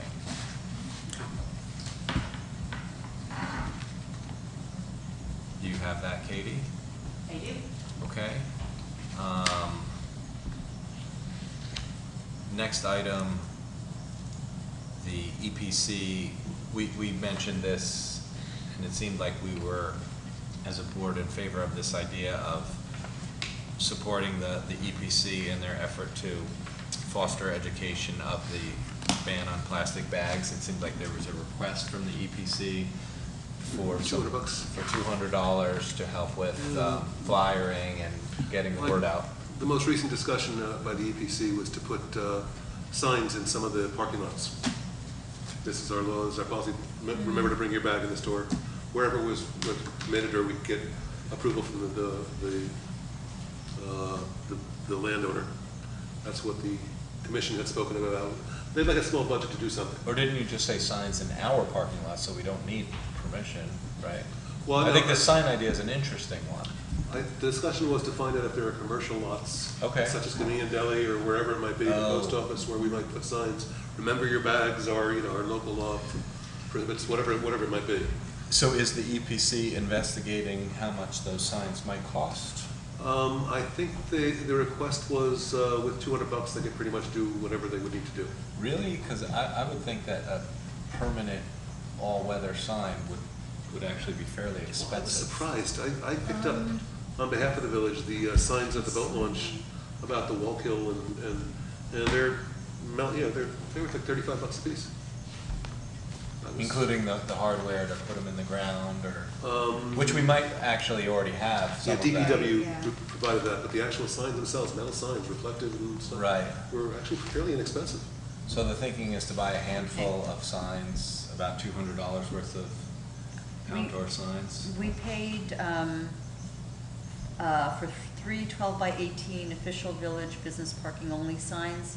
They were $21.74 each. Yeah, But so that's- they may not have been reflective, but if it's in a parking lot, it's not a, like a sign on a street that would be Yield, required to yeah. be, right. I find those signs in various parking lots where they already exist to be very helpful, since I almost routinely get out of my car without thinking that we have, how many do we have, 12 bags in the back of the car? I leave them all there unless I see the sign. Yeah. So and for $21 or $35 a sign, I would be in favor of this. Do we want to make a motion to Yeah. move Authorize- forward with authorizing $200 towards the EPC? Sure. Yeah, I'll So second. moved. I'll second it. You Okay. did it, I'll second it. All in favor? Aye. Okay, we had two other items that were added to this agenda. Next is a update on the peddler law. Dennis has been doing some work on trying to improve the language that's in our code. Do you want to Yes. comment on that? Well, essentially, the problem with our code was, as I believe you had said, it's pretty much written for ice cream trucks, and it doesn't allow for hot dog carts or people selling flowers, or even someone selling soup during a flood aid event at Hasbrook Park. So there's a lot of licenses that are being issued that that had previously been issued that don't match with the code. And being that we have people that would like to get peddlers permits that are currently prohibited, I would like to suggest that we mildly revise what's currently listed under the standing portion of the code, because currently it says, unless the license shall specifically provide otherwise, a licensee shall not stand or permit the vehicle used by him to stand in one place or any public place or street for more than 10 minutes, or in front of any premises for any time if the owner or leasee of the premises objects. However, in no case shall issued hereunder remain in any fixed location of vendor's goods, wares, and merchandise continuously for a period in excess of 30 minutes. So basically, you're only allowed 10 minutes. We can give you specific provisions beyond 10 minutes, but no longer than 30, and that doesn't really work for most of the people that are applying for peddlers permits in the village. So what I would like to do is just revise the language slightly to remove that 30-minute limit. That way we can write whatever exclusions or special provisions within the licenses to let the vendors get out and do what they need to do and what they had been doing previously until we discovered this old code, basically. So, and then doing so would allow us to come back in 6 months or a year, see what peddlers permits had been issued, what kind of variances we had allowed, and then using that data, we can revise the code based on what actual needs are, and we can assess what we would like to do from there, rather than just trying to pull out of thin air what we want and then seeing if it works. especially given the fact that we had been issuing permits for a long time. That conflict with code enabling. In addition, Don and I also exchanged some messages. I like your language better. On, mostly on what happens when peddlers are on the sidewalk and they're an impediment to passage, rather than addressing whether it's 10 minutes or 30 minutes. And I think I also said this to you. But so I'll just read out what we said, which could be incorporated into any language that you devise for the length of time. So if peddler uses any table, cart, or other platform or conveyance, I hope that covers it, to hold and display goods, neither such a device nor the physical presence of the peddler may obstruct the sidewalk in such a way as to render passage by pedestrians, wheelchairs, walkers, strollers, or baby carriages difficult or impossible. Because one of the problems with peddlers, even if they have a license to peddle, is that they have to do it somehow. And when they do it, They're in the way. wheelchairs, for example, or baby carriages simply can't get by unless they're mindful of how to set themselves up in a way that allows for passage of persons. So, and Don and I agreed that this was at least something that we wanted to see incorporated. So do you want to cobble our stuff with your stuff and bring something back to the board for next meeting? Sounds good. Yeah, and, I mean- you know, also with that, there are certain guidelines in terms of how much space a wheelchair needs to pass, and generally wheelchairs are wider than strollers. So we could even incorporate, you know, X number of inches into the language as well. It's sort of a setback. Do you know where to find that? I can look it up. I know I've seen it before. I'd imagine the ADA law. but Yes. that'd be just a guess. Do you guys want to cobble together this language and then share it with Will to get his feedback? Yeah, I actually sent this to Will yesterday too, so I was waiting to get his feedback on it as well. Yeah. Regarding your question about the width of an area for wheelchair passengers, 3 feet minimum. Okay, I thought so. 36 inches. Thanks. Were you going to say something, Katie?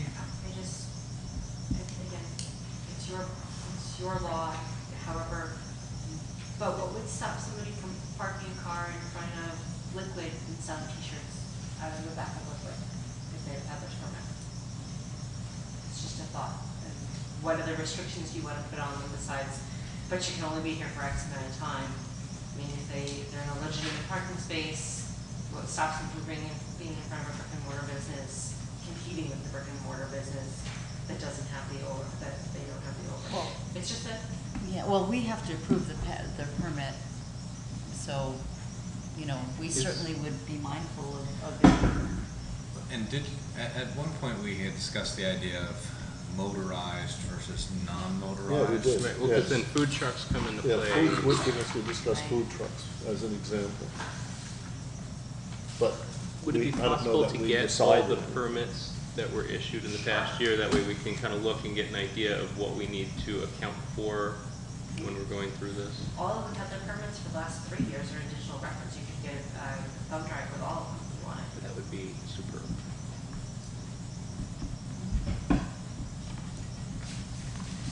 Okay, so Bring back. Dennis is Come working back, on that, and he is going So, to report back at the next 36 meeting. inches. Right, we're good with that? Yep. Yeah, that's great. Oh, so next topic, Rebecca's gonna give us an explanation about Livewire and the work that BOCES did. Yes. Basically,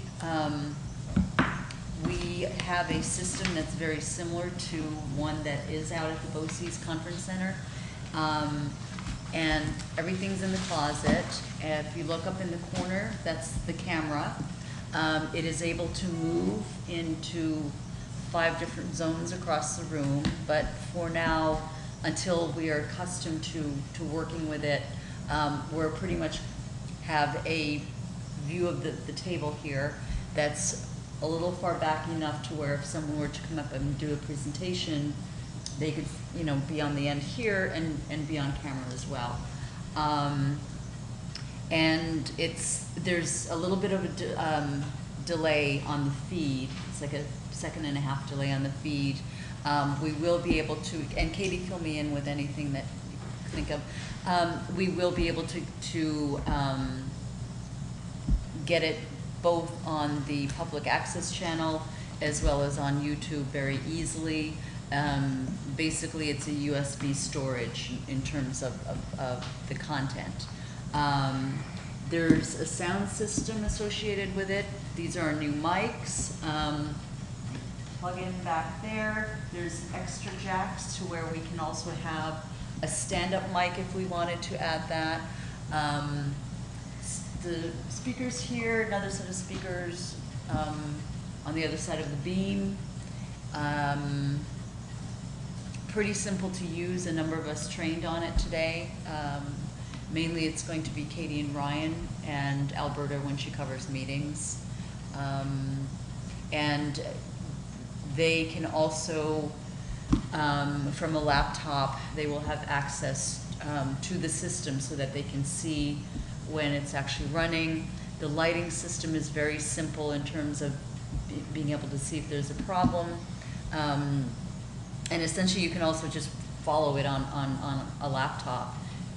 This way you know if there's any sound issues or if there's any video issues. So and visual it'll also be issues. open to Andrea Russo for the EPC and to Val McAllister for the HPC, and certainly any other board, committee, or commission, like the Affordable Housing Board, will also have access to it. But because we were going to provide access or keys to the chairs of the ZBA and planning board to access that closet. The board can authorize access to that. But when you and I discussed it earlier, we only discussed 2 of the boards. Why wouldn't we provide access to the chairs of each of our committees? You can, Or a code? I mean, it seems like that's a combination lock. The board can authorize anybody to have a copy, to have access to the closet. I'm a bit uncomfortable with that. It's just that the more people who have access to it, the more people would need to be trained on it. And being that we've invested a lot of time and money into it, I don't know how many people we would want to get up to in terms of training and giving access. So how would we use it? So Maurice was here for the training. Right. So ideally, he knows how to use it for a planning board meeting. But technically, it would be the secretary, Oh. secretary, clerk, or scribe who should have set it up. Just like when you came in this evening. I see. I had set up everything for you. Which is So not to then say do that I we have an even- opinion one way or the other. Do we need to give access to that closet with its mechanicals to any of our chairs? Technically, it seems like we do not. Yeah, I don't think so. If their meetings are being covered, and also whoever's covering the meeting is going to have a village laptop which has access to the system. And that's another thing you don't need to get into, you know, a broad number of people, because then basically Bill from BOCES would pretty much have to you know, provide the access on each person's Great. laptop. So it seems like we're covered, you know. Yeah. Yeah, and it's the village laptops that are going to have access. I missed whatever meetings this was discussed at, so the plan is to move from live individuals filling their meetings to a more automated system? Yes, yeah. This was This was put into place before your board Old, yeah. took table. Have we informed the public access coordinator, people who derive their income from this, so they know? They are peripherally aware.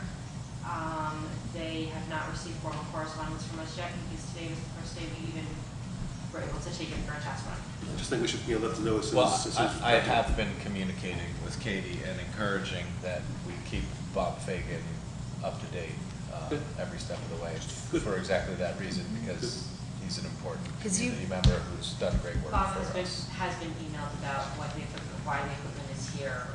Okay, And a cool. formal letter will be going out this week regarding that. Great. And basically, that's the unit.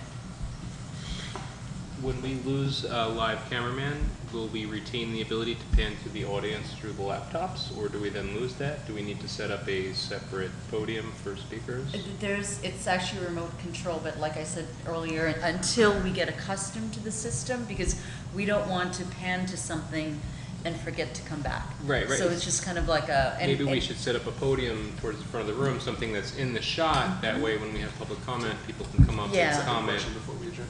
Yeah, that was where I was saying that we could get a stand-up mic as well, and that way people can come up there. And there's enough outlets for 6 mics. It's this really special setup, so we would basically just need to get another mic. And in terms of the mics that are out, one of them came in damaged, so there will be 5 mics of this sort, and we can always order another mic as a stand-up.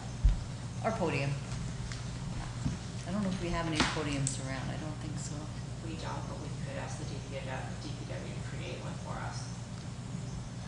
Where'd the podium come from when we got sworn in? That was a Did Dan borrow. bring that? Yeah. I had a couple of other housekeeping items. Don had a question, so I'm gonna let Don go first. I just want to know how you want to handle this. I'm having an issue with Tuesday evenings and fulfilling my obligations as liaison to the planning board. I didn't realize that would be the case.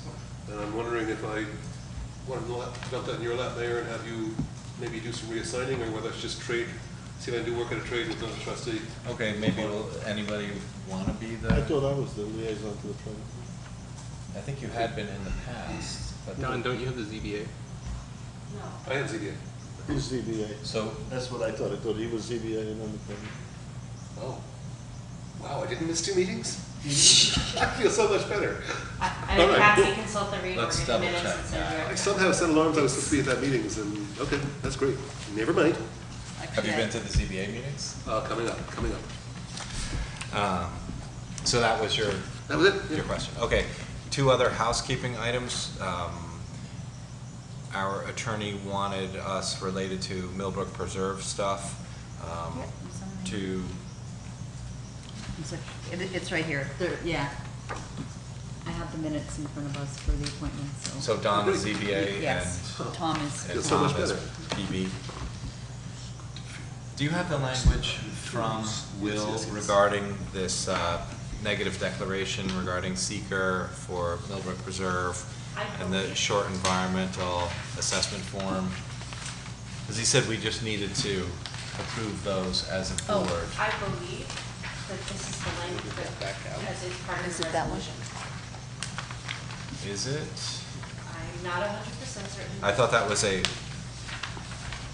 just want to double check that we don't. A resolution of the village board authorizing the mayor to declare lead agency. Okay, great, so we covered this in this resolution. Thank you. Thanks, Katie.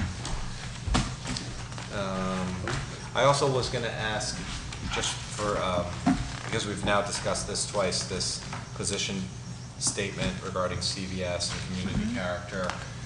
So you have the draft. If I make tweaks to that, and the president of the Huguenot Society wanted to move forward, would you allow me to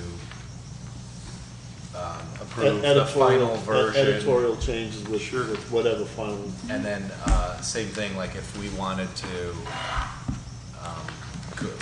like if I wanted to go with Marietta before the planning board to offer that position statement, do I have editorial license to make tweaks to this. Do we need to motion that? And our thanks. I don't think, yeah, I don't think you need my approval to do that, but. Feel free, thanks for. But I just wanted to ask officially, do I need to make a motion for that? I think. What? To authorize, Okay. yeah, to authorize. So I'll make a motion that you're giving me editorial license to come up with a final draft for this position statement to be presented along with the HHS to the planning board, or however HHS wants to distribute it as well. Second. All in favor? Aye. Okay, I also want to make a motion that we go into exec. Okay. Do we have anything else before we adjourn? Any other? Well, for exec, actually, that we didn't have on. Yeah, that's an exec. Okay, good. Okay, So we have to say why we're going into what? for personnel matters. So no other, Oh, that we did that here. Okay. Yeah. Good for her. Yeah. no other issues? No.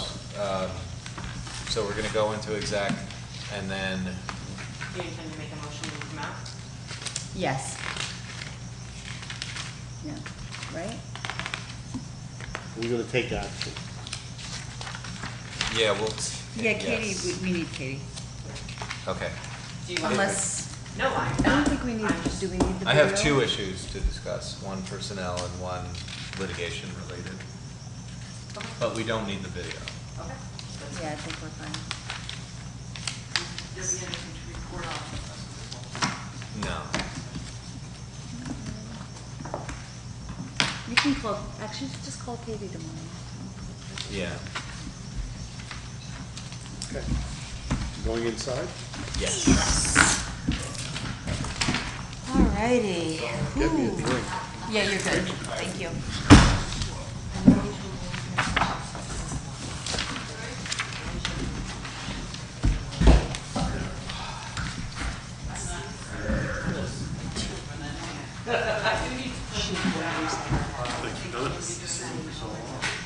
I know you want the site as police.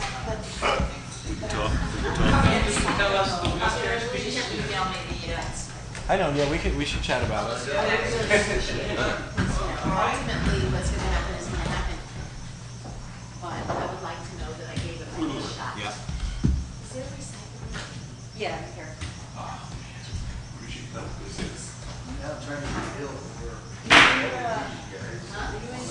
Mr. Craig,